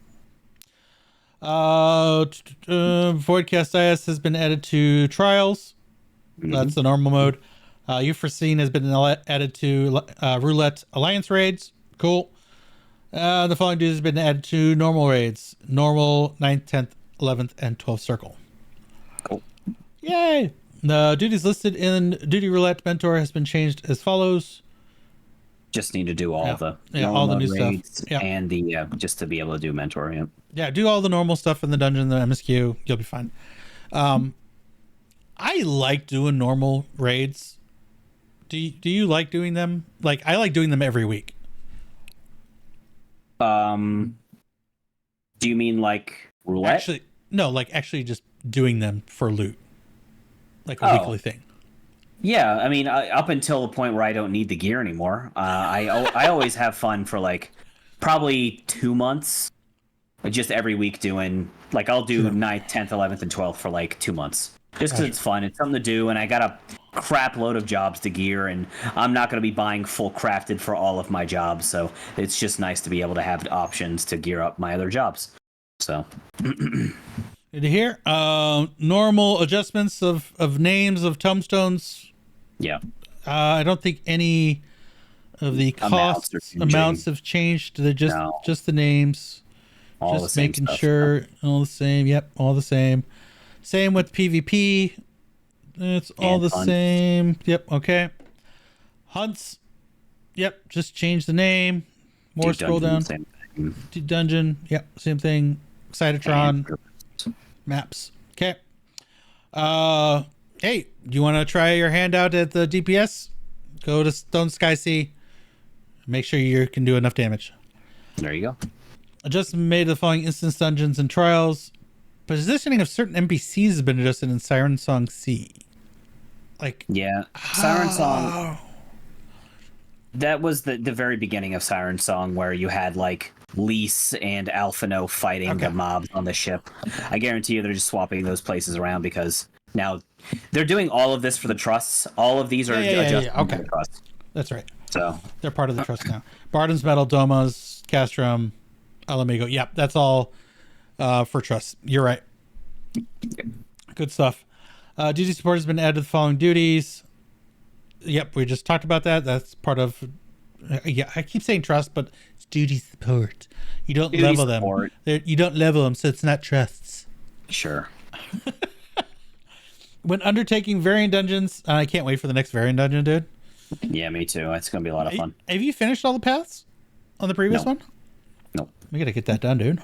I know. I need my squirrel or hamster mount or whatever the hell it is. I have a squirrel, so if I find one, I'll give it to you. I need the hamster. Hamster's the last one I need. Undertaking variant dungeons, currently equipped variant actions could be. Oh, you're talking about the mount. I was talking about the minion. I mean, I need a bunch of the minions too. I need like the lizard. I want the lizard really bad. Yeah, I got the lizard. I need the hamster minion. Gotcha. Current equipped variant actions can now be confirmed via status effect icons in the party list. Okay, so when you look at someone, you know what abilities they have chosen. Cool. Mm-hmm. No longer, hey, do you have this ability? No. You can You can see. An issue where the help text for the variant ultimatum erroneously states the increased emanating effect has a duration of 30 seconds has been fixed. The correct duration is 60 seconds. Damn. Ooh, that's a big taunt. When challenging Criterion dungeons, use as a variant raise 2 will also be restored when enemies other than boss monsters appear. When undertaking the Criterion dungeon, another Sylvan subterranean savage, time remaining until the sewer dweller effect is active can now be confirmed via the duty list. So that was if you I think that's the end rage, right? Yeah, it's the dungeon's end rage. Yeah. So if you're in there too long, like if you wipe and have to go back to the beginning, like eventually you're going to run into this effect. What it does, I have no idea, but I think it just like super buffs all of the mobs and just like they'll just kill you. Fun. Yeah. The following logos actions have been adjusted in Eureka. Hey, you wanted to go back to Eureka, right? Basically, all of these, I'll summon them all up for you. All of these, the effect of it says increases your defense or magical defense by 1,000. Whatever that means. Now it's just they're changing it all to 22%. So whenever it says by 1,000, it's instead just 22%. It's like, you know why this has all happened, right? Why is that? Because of the stat squish. Sure, I guess. So yeah, maybe. When you go from, so let's say we had 1,000 defense during Stormblood, and you get so you're doubling. Well, when you stat squish and you break it down to 25, and now you add 1,000, you're now invincible. So now they had to make it a percentage thing to not break it. To not break it even more than what Eureka could have been. So, yeah, but that's all because of the stat squish. Why they didn't think of that, a year and a half ago, I don't know. But I guess Eureka wasn't high on their priority for fixing stat squish issues. Fair enough. PvP, following adjustments made to PvP actions. What's your favorite job? The monk, and it's getting nerfed. I already looked ahead. Oh, but sad. I'm actually interested in these, so let's go. Pressure point down. I'm just reading the ones that we are favoriting. Pressure point got nerfed down 4,000 potency. That's significant. Yeah. Duration of wind resonance has been increased. I'm not sure what this does. Oh wow, Dragoon's getting buffed. Let's see. Oh yeah, they are. Ninja's getting nerfed. Sky Shatter got nerfed. But not the big one though. Oh, damn. Sky Shatter did get nerfed. Lamau. The big hit though, if you're like in the middle of it, his slam did not directly hit somebody. Yeah. Maximum sex. Wow, Reaper's getting nerfed too. Why?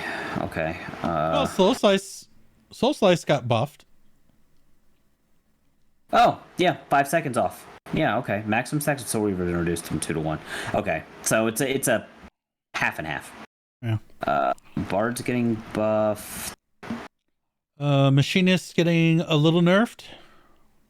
Machinist Bioblaster is getting buffed, but Chainsaw is getting nerfed. Potency is now increased by 50% when targets below. Okay, the additional. Okay, so the whole Chainsaw being able to kill people instantly is gone. Now, yes. And then they changed it to Chainsaw reducing your HP to 5%. That's gone. Now it does a shitload of damage when the target's below 50% HP. All right, I like that. It makes Machinist more consistent because I mean it felt good getting some kooky kills with Chainsaw back when it was an instant kill, but it was very rare that it would ever happen. So, yeah. Well, I mean, and it can technically do more if it's targets under 50% and you're under analysis, because you get a 50 and a 50. Yeah, it does a crap load of damage. Red Mage. Red Mage is getting buffed. The additional effect barrier potency increased by 10% when target monically has been added. Yeah, so I guess whenever you melee combo target that has Monomaki on it, you get a barrier, or your barrier's stronger or something. I guess you get like a little barrier when you melee combo in Red Mage. I don't know. I don't play Red Mage a lot. Okay. Sage has gotten its first tweak since it was launched in PvP, and it's a buff. Not a big buff, just a 1 second buff to its Toxicons, but and that just increases damage taken by 10%. So adding 1 second isn't game breaking. So, but yeah, it's the first buff. It's been untouched for 3+ patches. So, Reaper's got a new PvP action. Sure. Guillotine. So I guess Reaper is getting buffed. Yeah, Reaper is getting should be pretty spicy now. It's got an AoE now. It's pretty cool. It is conal, so you got to make sure you're direct face the right Can way. only be executed when you're under the effect of a Soul Reaver. Interesting. And they're removing Gibbet and Gallows, which is interesting. Is Guillotine going to use up that Soul Reaver? That one? Yes, it has to, right? So, yeah, they're just removing Gibbet and Gallows and just replacing it with all-purpose Guillotine. So Gibbet and Gallows is gone. Yeah, okay. It makes Reaper a little bit more easy to play, I would think. You don't have to think about as much of what you're going to spend your Soul Reaver stacks on. Series 3 has ended. So if you haven't gotten all the stuff that you wanted from there, it is gone for now. It will come back when they open up the shop, whenever that is. Probably with 7.0, I'm guessing. Probably a good time. Because I am missing some shit. And Series 4 will begin. I plan to be ahead of the curve this time. So if you want to join me for PvP shenanigans every once in a while, especially since Frontline, your daily Frontline roulette is going to give you a bonus to Series. So, yes. So even just doing that one a day, will get you some good progress. It's cool. We get a robot rabbit mount. Yeah, he's cool. Yeah. I like him. Open for some minions and maybe a glamour. Yep. This is probably going to be in that 15 spot, right? The mount. Mount's usually in the 15 spot, yeah, and then it's usually the glamour in the 25. They really do mix that up, because remember the dragon was in the 25 spot. The red dragon. I didn't do last series, so I couldn't tell you. The series before you didn't get to the end on that one? I did not at all. Oh, damn. Okay. Hey, you got a lot of stuff to grind out for. All right. Did you get enough trophy crystals to get your prestige gear? I have a lot of trophy crystals, so pretty much anything I want I can buy. Yeah. I'm getting to the point where I need to use them to buy wolf collars. Yeah. To then buy wolf marks. Because I'm like, I don't know what to do with this crap. Crystalline Conflict, the improved visibility in the Clockwork Castle, which is a problem because the high walls make it hard to see things. The height and size of certain objects in the field have been adjusted. Season 6 will end and season 7 will begin. Awesome. I don't care because I just casual. I don't care anymore. I also do not care. Yes. Yeah. Cool to those people that do.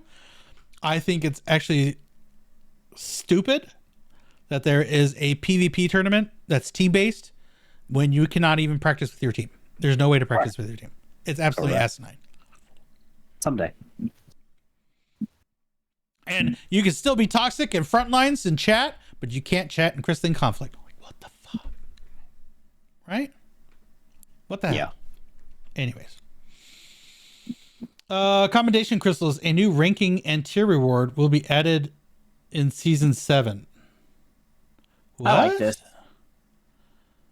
What they're doing is they're making it so that top 100 people now get this item that they can use to augment their Hellhound weapons. It just gives them an effect. It gives them a glow. They get a particle. And the glow isn't even that crazy or anything. It's nowhere near an ultimate. It looks like a very simple glow, but it's still, hey, look, I'm cool. I have this augmented Hellhound weapon. So, gotcha.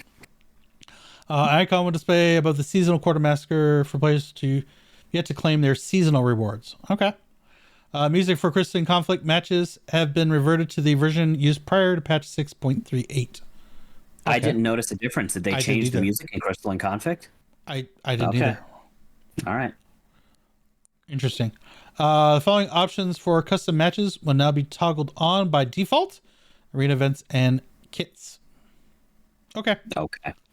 I don't mess with that stuff anyway. So, following adjustments have been made to front lines: damage dealt, damage taken, and limit gauge buildup. Where Dark Knight modifier damage dealt has been changed from 0 to negative 10%. So Warriors and Dark Knights are doing 10% less damage in front lines. Interesting. Yes. Scholar modifier for damage dealt is being Increasing by 10%. buffed, so they're at base level. Tank and melee DPS modifier for damage taken, so they're getting squishier. Tanks and melees are getting squishier. Yep. Physical range DPS, magical range DPS, and healer modifier for damage taken, getting slightly squishier. Yes. Dancer and Red Mage. Okay. Dancer and Red Mage are actually getting tankier by 5%. Yes, they are.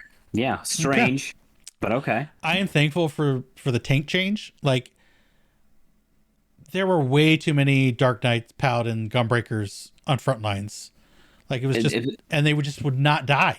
They would not die. Apparently, there's like a Dark Knight meta that's out there right now. That's like a group of Dark Knights will go in front lines and just like all use their ability at the same time. It's like Salted Earth, and just annihilate people, like instantly delete them from the earth.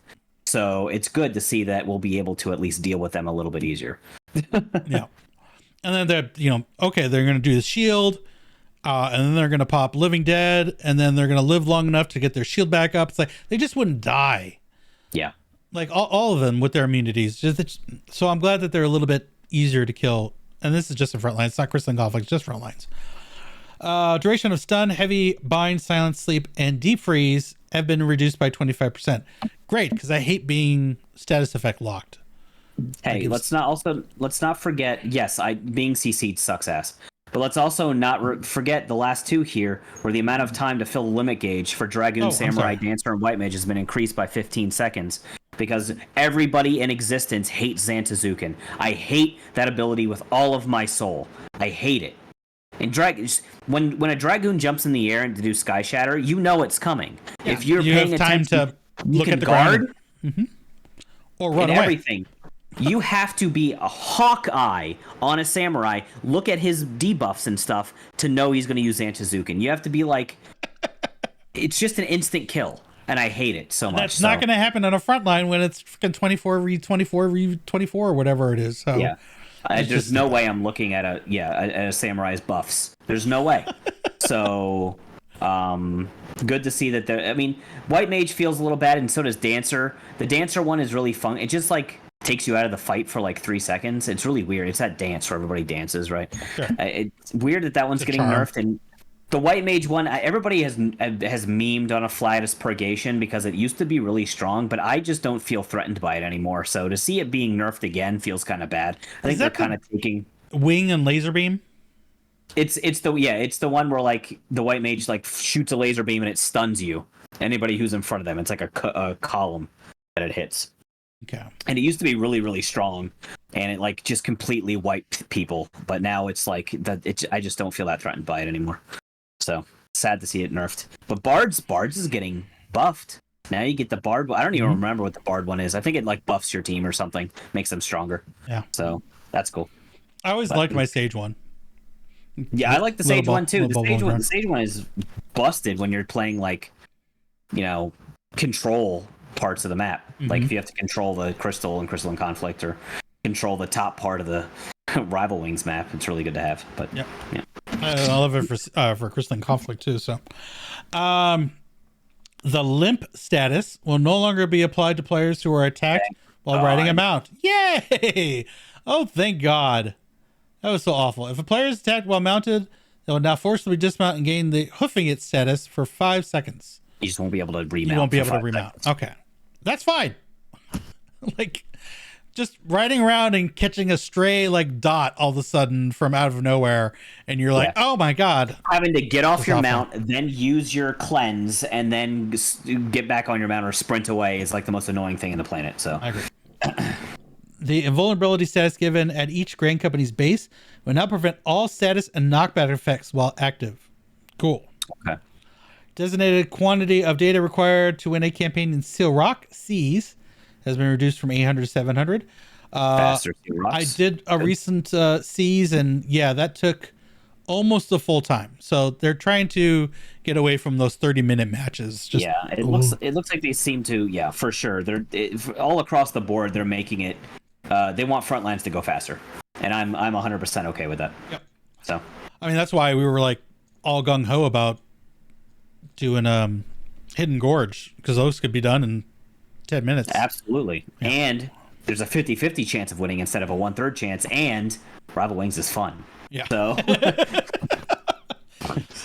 hey, I like. To be fair, when we had our group of four, our group of four doing the Frontline, we were having a blast.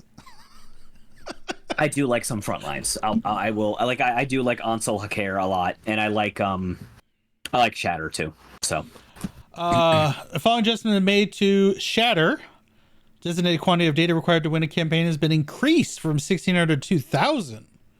Yeah, but they're that's right. Overhauling how to get data, because the Icebound Tumulus now respawn, so it's not just one and done. So they'll just constantly be a source for you to farm up. The rate at which the Tumulus spawn has been adjusted, I'm betting it's been increased. They want to keep the thing moving and be fast paced. I assume Tumulus have been destroyed when regenerated after a fixed amount of time. The amount of data stored in large and small Tumulus has been adjusted. Max HP of large and small Tumulus has been adjusted. I'm guessing they're going to make the HP smaller. Yeah, I would assume so. Yeah. To increase them would kind of be antithetical to the whole fast-paced thing. Like, various adjustments made to the terrain and placement of Icebound Tumulus. I don't know if you've seen the map, but it used to be a round circle. Now it's a big triangle. Dorito. Yeah, it's a Dorito. Which I think is fine, because like you never really played on those outside curved areas anyway, so just cut it down and make it a little bit more streamlined as far as terrain. Yep. Designated technical rating required to win a campaign in Ansel Haker has been decreased from 1,600 to 1,400. I like that. Faster is good. In order to rework the duty in light of frontline PvP adjustments, players will be temporarily unable to register for Borderland Ruins Secure. Thank you. Oh no, that's everybody's most hated. Everybody hates Secure. Yep, absolutely. Yep. When I find out that is the frontline for the day, like I'm up. All right, I'm not doing frontline. Yep. Nope. So I what could they do to make that better? I don't know. I never played Frontlines, and I knew that there was two versions of Borderland Ruins. There's Secure and Slaughter or something, and I think they got rid of Slaughter because it was just like a deathmatch. It was just deathmatch, like team deathmatch. Yeah. So they want Secure to be, the one to do the objective based one. But what do you do in Secure? You just hold spots, right? It's just like King of the Hill. So yeah, it's a King of the Hill. So you hold the spots, and the longer you hold it, the more points you get. But then you have this objective in the middle of the map where you have the drones that come up. Oh. And you want to kill them for big chunks of points as well. So. Yeah, I don't know what to do with that. Yeah, that's weird. I think you kind of keep the premise the same, but instead of having to go up this flight of stairs, you just bring everything down to ground level. Yeah. Because then you're in and then you're out. Yeah, I could see that. Well, they'll do something because they're reworking it. Yeah, so so that's offline. You can't do Secure for however long until they fix it. I'm just glad it's out of the rotation because it was my least favorite.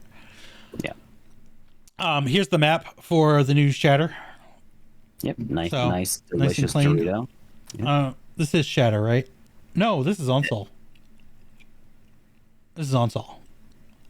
You can tell by the bridges and the beachhead on that side and the bridge area on that side. So the UI has been adjusted. Player affiliated Grand Company base will now be highlighted on the map.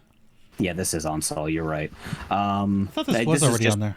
But this is just to show, your Grand Company base or whatever. Battle high gauge has been adjusted to display more prominently. Okay.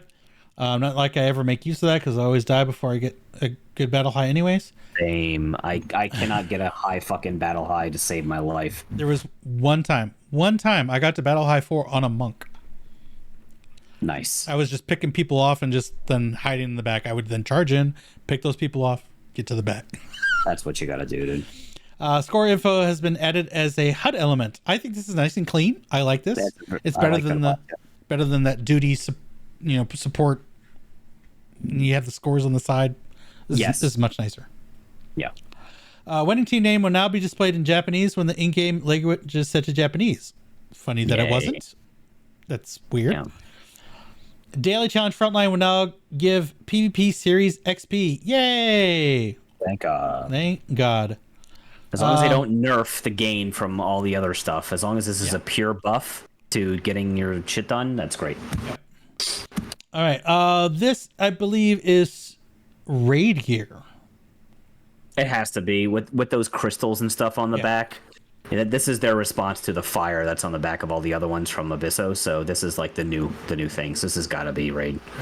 I'm going to make a point here where I think it is absolutely ass that everyone gets crystals except for casters and healers. You just get like glowing robes. We get glowing scarves. Yeah. Glowing robe, scarves, things. Yeah. That samurai katana's kind of goofy looking. I don't like it. I mean, that whole thing's kind of weird. The axe is nice. Yeah, the gun is pretty cool.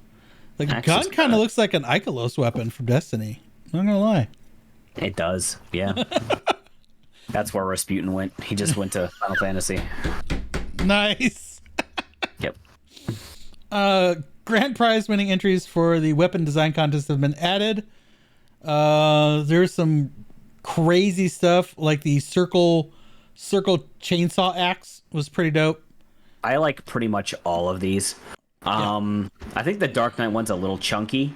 It is. But it's it's got some great ornamentation to it. Books are just books. I'm sorry for you sages out there. Unless you really like the fairy wing thing, it's just not my jam. Well, it's a feather, right?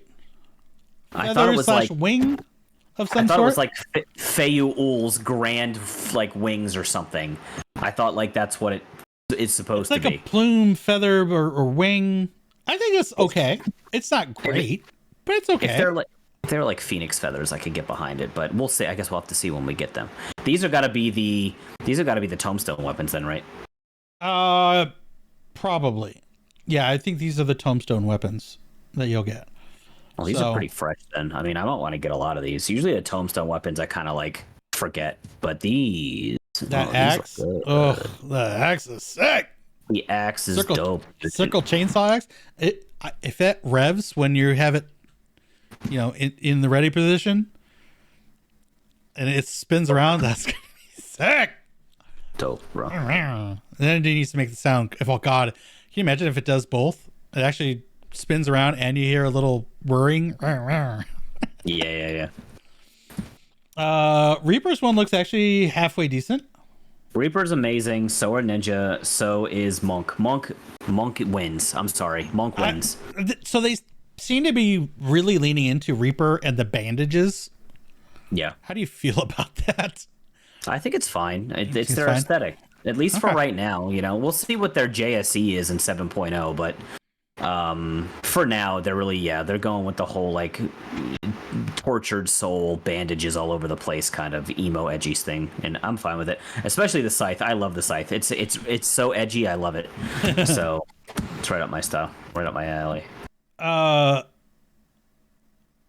love monk weapons that are they're prominent to the fists. They're not this big hulking mass of metal. Although the dragon ones from last patch, right? Yes, the dragon ones were really cool. Cool. Having those once in a while is fine, but like having just like a fist is pretty sick. And they're the only job in the game that can do this too. Monk is pretty unique in a lot of ways, right? Because like they're the only job that like gets a hand equipment that's a weapon. Like those gloves will just take over your hand equipment because they're just gloves that you put on. So if you have any other like, actual glove equipment, you don't see them anymore. The weapon becomes the gloves. And I really like that. And there's only a few weapons in the game that do that, and it looks like these are going to be one of them, and that's just so dope to me. And if they die, if these little feather things at the end, wherever they're supposed to be, die, I'm going to be in heaven. I will absolutely be in heaven. So, I like an understated bow. Sometimes the bows are too big and grandiose, and like it kind of takes me out of it. So this one kind of little naturey. I dig the nature. Yeah. The bluebird at the top's a little much for me. Kind of wish they didn't have that on there, but whatever. It's the design contest. I guess they really wanted it on their bow, so whatever. I think the black mage really dives is thematically fits with the whole heaven or the hells that we're exploring. Like it's the ship guy, the one that takes us across the river to Hades.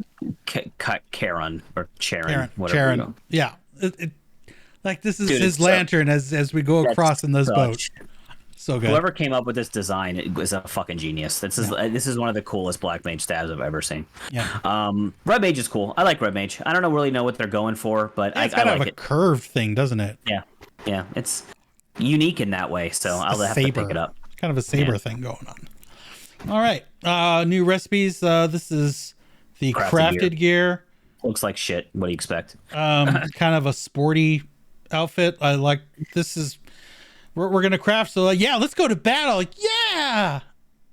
Yeah, I'm sorry. I just think it all looks like garbage. I think it's all trash. I know. Usually the crafted is not trash. So crafted is always like really milquetoast for me, man. Okay. There are very few out there that are really cool, and this just ain't. I mean, they got like these weapons have to be the Catesios weapons, right? From I don't know.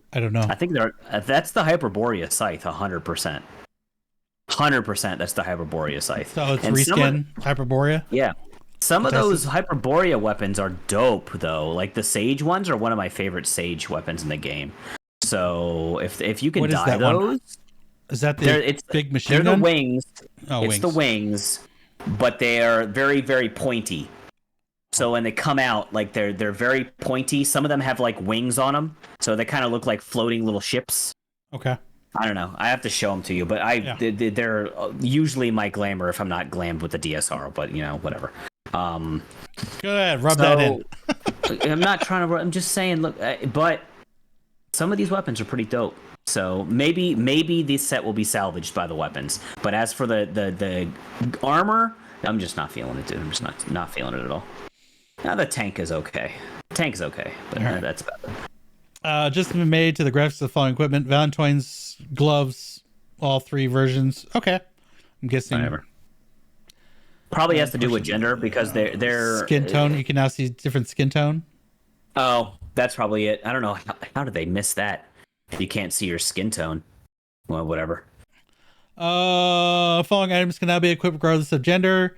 They're all unisex. They need to stop making the gendered stuff, and they're like, oh yeah, we need to go back and fix that. I'm wondering if do it right the first time. I'm wondering if it's a development thing. Maybe they don't have enough time to make both the sets work on both male and female. Well, they're making 2 different sets, one for male, one for female. Why not? You could just make one set that works for both. If you give me a Valention's dress for Valentine's Day, Piers is never gonna fucking wear that. I would appreciate if they make one set, thank you, or 2 sets. Or there could be them equipped by both genders. There could be a more sinister monetary reason for that. You can only pick the male or the female, and usually you're gonna pick the one you can actually wear, and then the other one is like, oh, we fixed it. So now you have to buy it off the cash shop. Yeah, now you have to buy it off the cash shop so you can have both. I can potentially see that. You can get both from the event. You just have to do the event more. Usually it's from an NPC. Okay. You have to buy the other set. And I always do it just in case I want to put it on my like a retainer or something. Gotcha. If I want to dress my retainer up really cute. But or one of our custom delivery chickies or men. Right? Exactly. Yes. Precisely. Yeah, I want to dress mommy up. Right? So like you can, but then at the same time, like there's that person out there that's like, only did the one for their gender because they figured there's no point getting it for their retainer or whatever, and now they have to go buy it off the cash shop because they wanted, you know what I mean? There could be some sinister stuff there. But we're getting to the end here, or trying to at least. The following additions adjustments have been made to the glamour system. Items stored in the glamour dresser and armor can now be selected from the drop-down menu when performing cast glamour at an in-room. Yeah. So the in-room is going to be the place to go to glamour. It's really a shame because I usually go to my barracks because there's a glamour in my barracks as well, a glamour dresser. But now they're just making it so convenient to do all your glamoring in an in-room. So that's going to be where you go when you want to swap your glamours out. So I do like this. I wish they would just, and they never will because they completely drop squadron support altogether. But I wish they'd put it in the squadron room too. I just prefer being in the squadron room. But because you're not so lonely and confined. It's a bigger space, and you got your NPCs to hang out with. Exactly. Yeah. Radiant's gear can now be purchased in exchange for sacks and nuts from guild ship hunt vendors. That wasn't last year, was it? Radiant's gear has got to be 2 tiers ago. I think it's the first Tombstone set. Yeah, I think it's the first Tombstone was the Moonstone. Oh, was it? That was the Final Fantasy IV themed gear. And that went to hunts already. Okay, yeah, maybe. Yeah, so Radiant's got to be last tiers. Okay. Yep. Okay. All right. Or 2 tiers ago. Yeah. Anyways, Radiant new items available in exchange for achievement certificates have been added. What? There's new items for achievement certificates? When was the last time Joseph has been updated? Low key, I did not see this when I was reading the preliminary, and this might be one of the best announcements in the entire patch notes. That's the first thing I'm gonna do. Go see what it is. It better not be something stupid, dude. I want something as cool as the ribbon. The ribbon, it to me is something unique. You don't see it very often. It's really cool. You can dye it, and I just love that kind of stuff. Put that on Joseph. Make it a nice, cool piece of armor that you can show off, and that's unique. I would love that. Hopefully, we'll see. Number of island prisms yielded when crafting has been increased from 1 to 3. Okay, cool. Make it easier. New conditions have been added for expert recipes. Good omen. Good omen guarantees good material condition for the next step. That's cool. After synthesizing an item in the crafting log, the list of recipes will automatically adjust upon redisplay, so the items before and after the crafted item are visible. I don't get it. Sure. New botanist and minor gathering points have been added. Also new items because we got a whole new tier. So we got new gear, new food, new pots. That's going to make top easier as well. New food and pots. So yes. Gathering attempt and integrity bonuses have been added to certain legendary nodes. Okay, that's good. That's good. Aquarium breeding has been added to the filter setting in the fish guide. I have no idea. Are they really going to do like a breeding mini game for fish in your? I feel like if that was a thing, they would go into more detail about it here. I don't know if this is something simple that we're missing. I don't know. I don't mess around with it. So, new fishing holes have been added. Cool. New ocean fishing. Have you done ocean fishing? I haven't done any ocean fishing. I've done some ocean fishing, not a lot, but I'm excited that they're adding a new route. Yep. So maybe they'll add some new rewards from it too. Probably, yeah. New bonuses have been added. New voyage missions have been added. Now select between different routes when embarking on the voyage. Level cap for desynthesis has increased to 640. Just keeps going up. Look at these mounts. Look at that mount. It's a big horn. I want to ride the big horn, bro. Yeah. Straight from Final Fantasy XVI, right? Oh, wait. Yes. I know you watched all those because the big embargo, I guess, went fucking off yesterday. Yeah. So everybody's been posting their bighorn fights. I'm not big chocobo barding collector, but I need this, and I need this on my chocobo now. Yeah. Now, like yesterday. New minions have been added. F yeah. F yeah. I was like, I need these weapons as like minions. Why can we not have them? I wanted that back in Stormblood. right? No, I'm sorry. That was Shadowbringers. And I was like, why couldn't we have them? But thank you. They're added. Thank you. Mm-hmm. Does that mean the ruby weapons we're going to have the glow now? Ruby weapons is already done. Ruby's the weapons already done. Okay. Sapphire's got to be next, right? Or Emerald. We've got Emerald and Diamond are on deck. And Warrior of Light, I guess, if they ever do Warrior of Light. Well, yeah, they're going to do Warrior of Light at some point, right? We hope so. Those weapons are going to look dope, I bet. Have they missed any? I know they've got some weird release cadences, but are they behind on any extreme? Because I know they went to like Susanoo. Or Susano was way after Suzaku and Siryu. Yeah, it was like weird. Susano was like the latest, the latest one to be added. That was like from like a million years ago. Okay. So I think they are caught up. So yeah, I guess. Got the big three left from Shadowbringers. I guess Warrior of Light would realistically be next, because it was Ruby Weapon, then Warrior of Light, then Emerald, then Diamond. And I think they'll probably do Warrior of Light and Emerald. They could. And then 6.5, they'll do Diamond and Hydaelyn. Ooh, Hydaelyn would be sick, dude. Remember at the end of Shadowbringers, they did Zodiac or Hades, and we're like, what? Hades already? What? Yeah, you're right. Yes, they could. So, I just think when there's an ultimate, they need to make a unique Zodiac weapon. It's only fair. That would be cool. Zodiac kind of got shafted. Anyway. New accessories. Hey, I like that. I'm not a big fan of the umbrellas, but that one looks pretty cool. I like that one.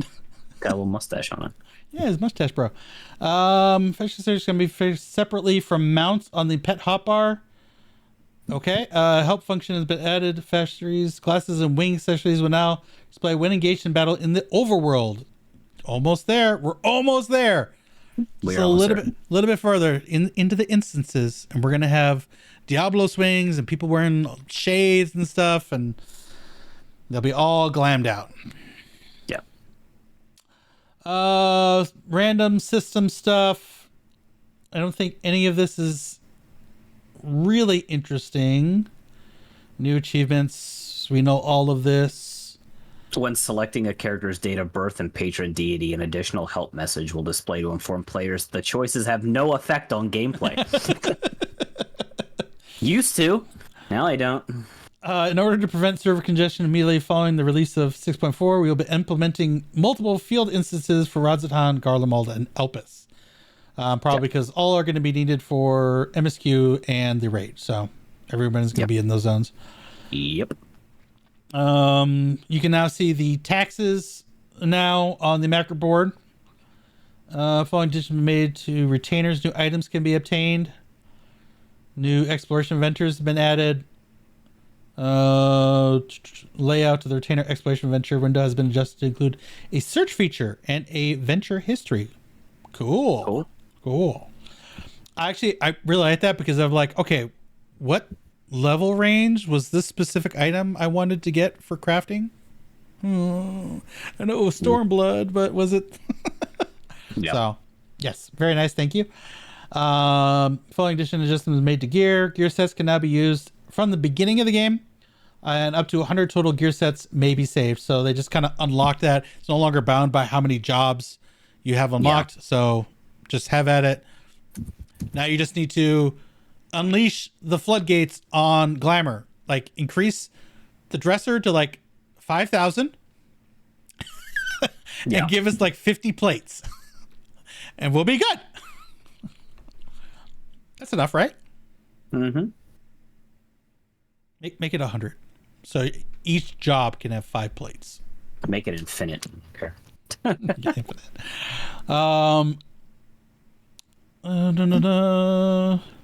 Oh, here's a cool change. When changing a newly acquired job, players can now choose whether or not to transfer hotbar, cross hotbar settings from their associated class. So when you go from like gladiator to paladin, it doesn't redo your fucking crossbar to doesn't like do your default. Yeah. I hated that, so I'm glad that they're doing that. Yeah. Although I will say I automatically know that things aren't right or I don't have my job stone equipped because it'll be the old hotbar with like all the question mark stuff that's no longer available or used.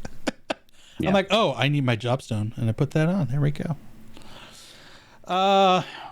New stickers have been added for the group post feature. Cool. Duties that can be recorded have changed. No one uses that here in NA, I don't believe. I think it's just a JP thing. New portrait accents for adventure plates have been added. Awesome. Adjustment made to portraits. New accents, new poses.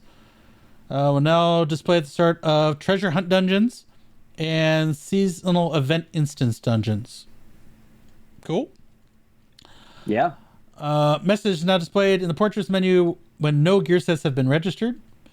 If a gear's current gear appearance does not match the last saved gear set they used for a specific portrait, Piers, a message will now be displayed indicating the gear does not match.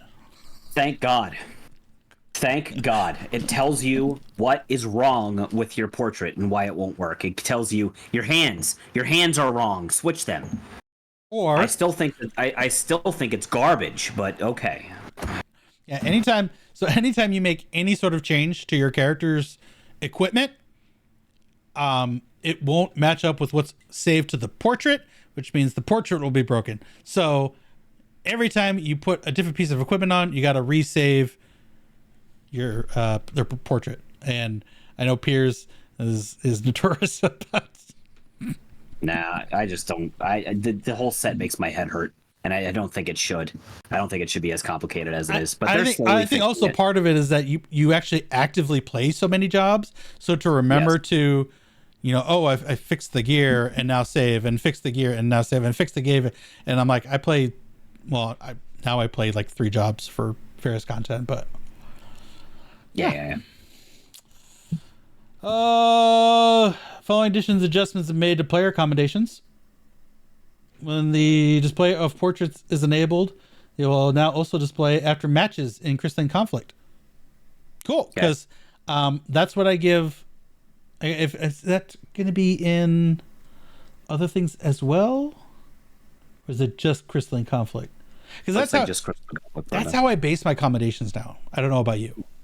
How people's portraits look, obviously. Yeah, if you've not done anything on your portrait, you don't have the option of it. So if no one in my group after a dungeon has done their portrait, no one gets a commendation. I will not give one out. Toxic. Okay.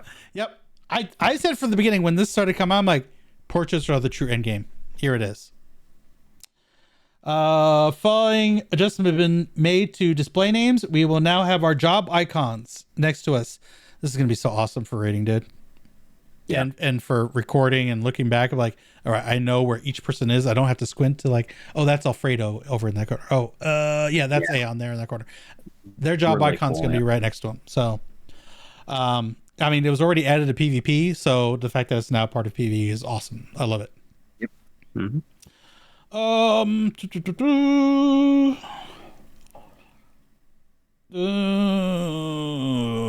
So you guess you could adjust sizes of them as well.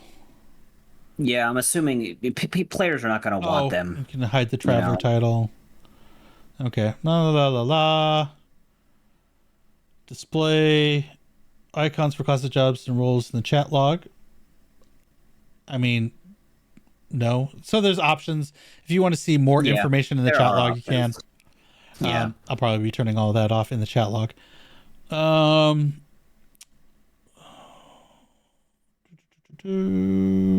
Change font color according to role has been added. No, that would just confuse the F out of me. Absolutely, but there's options. That's options. Like all my chats are organized by color, so like I know as soon as I see it, it's like I know what chat that is. No, that would just that would be awful. No. Joining a recruiting party, the following characters now displayed in the chat log: objective, comment, and duty fighter settings. Okay. People are really happy about this because now no one can have the excuse of, oh, I didn't read the party finder when I joined this fucking duty. Yeah. Well, And now you can be when like, you well, join, it's right there in boom, the chat log. it's in your chat log. This is the strat right there. It's the I don't know. No, I agree with you. Hillbilly crazy strat. You got to do that. It's the Mr. Happy strat. There's too much feigned ignorance. Yes. So this eliminates a lot of that. And well, I wouldn't say eliminates it. It removes an excuse. Yes. Precisely. An option to align the party list to the bottom of the screen has been added. Strange. I like mine, but okay. And the fact, I mean, you could just adjust it. So you can just move around with the HUD layout. So yeah, that's very weird. Okay. So it starts from the bottom, and as you add people, it goes up instead of starts at the top and comes down as you add people. That's interesting. Okay, I can get behind that, I guess. That actually might be used for me. The way I have like my layout, having people at the bottom and then coming up would actually, I'm going to use that function. That's cool. Mm-hmm. I like that. The default positioning and size of the alliance list has been adjusted. Okay. Sure. Defaults set to 80%. Okay. I guess they were too big. Hey, we're getting more markers.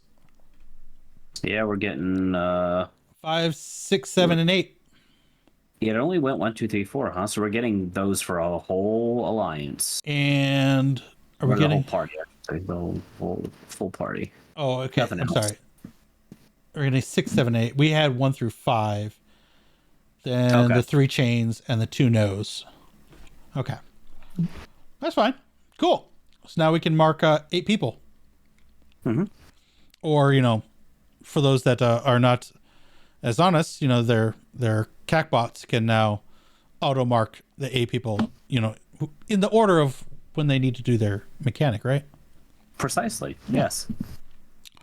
After Ready Check is completed, a sound effect dependent on the results will now play. That's cool. Yeah. You're not listening like, you get this, da, da, da, da, da, da. Oh, that means everyone's here. Let's go. Mm-hmm.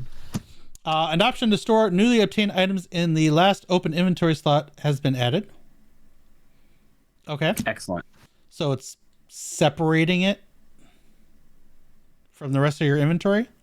It's just so you can tell like what drops in your inventory now. Like it'll always go in your last slot, so you don't have to wonder like if what did I get? If you had an open spot on your second page because you used a potion or something, and then now you got some random item went there. And now it's just always going to go in your last slot. You'll always know. Okay, I just got a insect wing or something. Like fucking... I got a leather. Yes. All right, I'm going to enable that too. That's cool. Option to enable or disable hotbar replacement has been added. Okay. Mess with that, yeah. Classification of companions, pet minions under the target tab. Okay. To pet minions under the target tab. Okay. Layout of the request repair window has been adjusted. Were there problems with that? I don't know. It says that they were adjusted to just make sure the text displays in all languages. So maybe there's some clutter in different languages or something. I don't know. Have they added a request gill amount to that? I don't think so. I mean, there's a person can tip, but I want you want it repairs for me. I want to, in exchange, say 2,000 gil, please. Sure. I work for my Dark Matter, goddammit. Uh-huh. PlayStation Plus members may now register 1 additional Aetheryte as a free destination. Sweet. Yeah. PlayStation Master Race is just becoming stronger and stronger. Piers and I joke. Piers and I joke to everyone when they're having PC problems. Oh, I blue screened. Oh, my computer crashed. I'm like, hashtag PS5 Master Race. Yep. Square is cementing it. Usually they're all like, oh yeah, well I can play mine on with 400 FPS at 850 frames per second, or with 8,000 resolution, and it's just like, yeah, well I don't have to pay to go to Razat Han, do you? You have to pay, you fucker. Do you have to? I don't have to pay. I don't have to pay to go to the moon. I don't have to pay to go to Elpis. There we go. There's the big one. I don't have to pay to go to fucking Elpis. So suck it. Exactly. Feels good, man. When you got your FPS and you're like, oh, you're catch up on your keyboard and now you ran off the edge. Oh, sucks to be you. Yep. I can go to Elpis for free. That's pretty cool. I like that. Yeah, it's cool. It's just something else they're adding for PlayStation Plus people. Don't you have to be a PlayStation Plus member to even play 14? Am I crazy? Nope. I guess not. Nope. All right. Nope. That was one of the keys. Like, you did not have to have Plus to play 14. It was one of the only multiplayer games, so that was cool. Now you get a little bonus. Following distant adjustments have been made to the friend list. A PS icon would be displayed if a player and their friend are logging in from a PlayStation console. Cool. Mm-hmm. Now I will see who is the true PlayStation believers and who's not. Because all I know is you. There might be tons of others, but PlayStation Network profiles may be viewed via subcommand if both the player and the friend are logging in from a PlayStation 5 console. That's cool. Just some cool stuff. Yeah, that's some good stalking potential right there, right? Members of the same party who are also playing on a console will now appear in the player's Met screen in the PlayStation Network. Oh, wow. Even more stalking potential. Sweet. Yes. Sure. Yeah. Hunt down that Ultima when he's on his PS5. Oh, wait. He doesn't do that. PS icon will display in the contact list both player and their contact are logging in from PlayStation. Following options have been added character config. Store new items, display class job icons, blah, blah, blah, and all that stuff. Text command hand to heart. Okay. Yep. Attack 6, 7, and 8. Eos and Celine have been added to Pet Glamour text command. Yay. Auto translate has expanded, of course. Additional adjustments made to data center travel. Additional help message will now display when a player chooses to visit another data center. A sound effect and gamepad vibration will now be used to indicate tech character has successfully moved. Okay. Okay. I've still not gone to any other data center. I should at some point just to see what it's like on Ether. I want to go visit Belmung just to do it.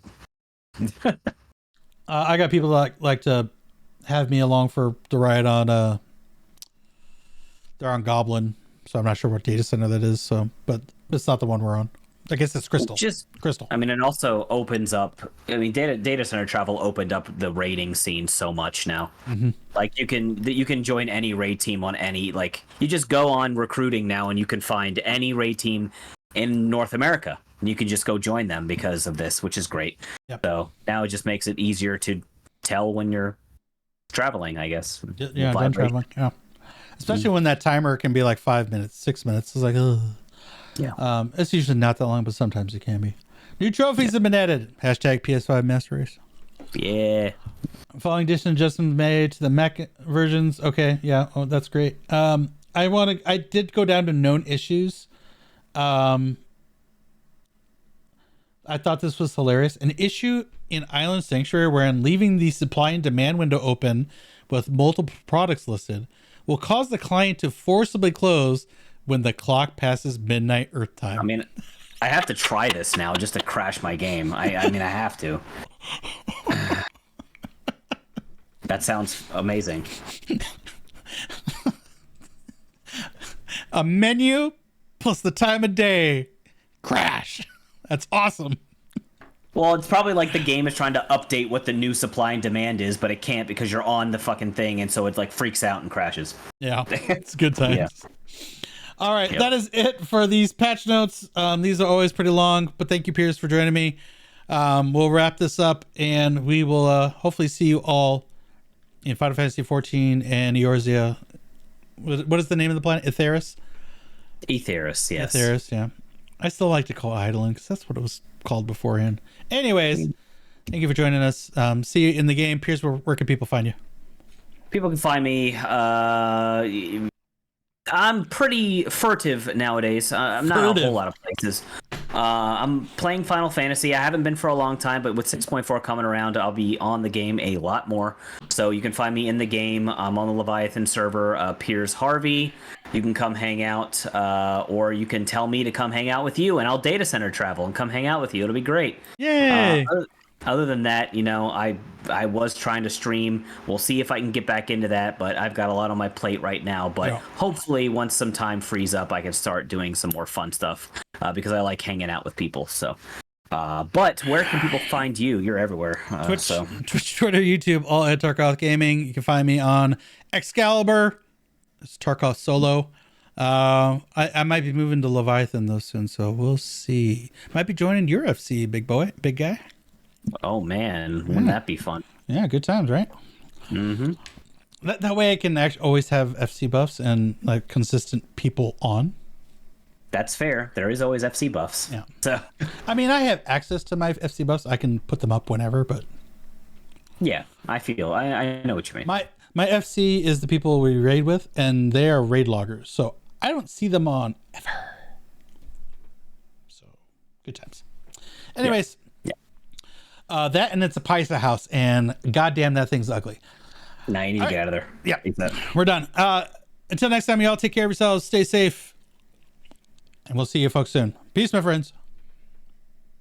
Thank you so much for watching. If you enjoyed the video, go ahead and massage that like button, drop a comment down below, and hit subscribe for more content. Until next time, take care of yourselves, stay safe, and I'll see you soon. End of line.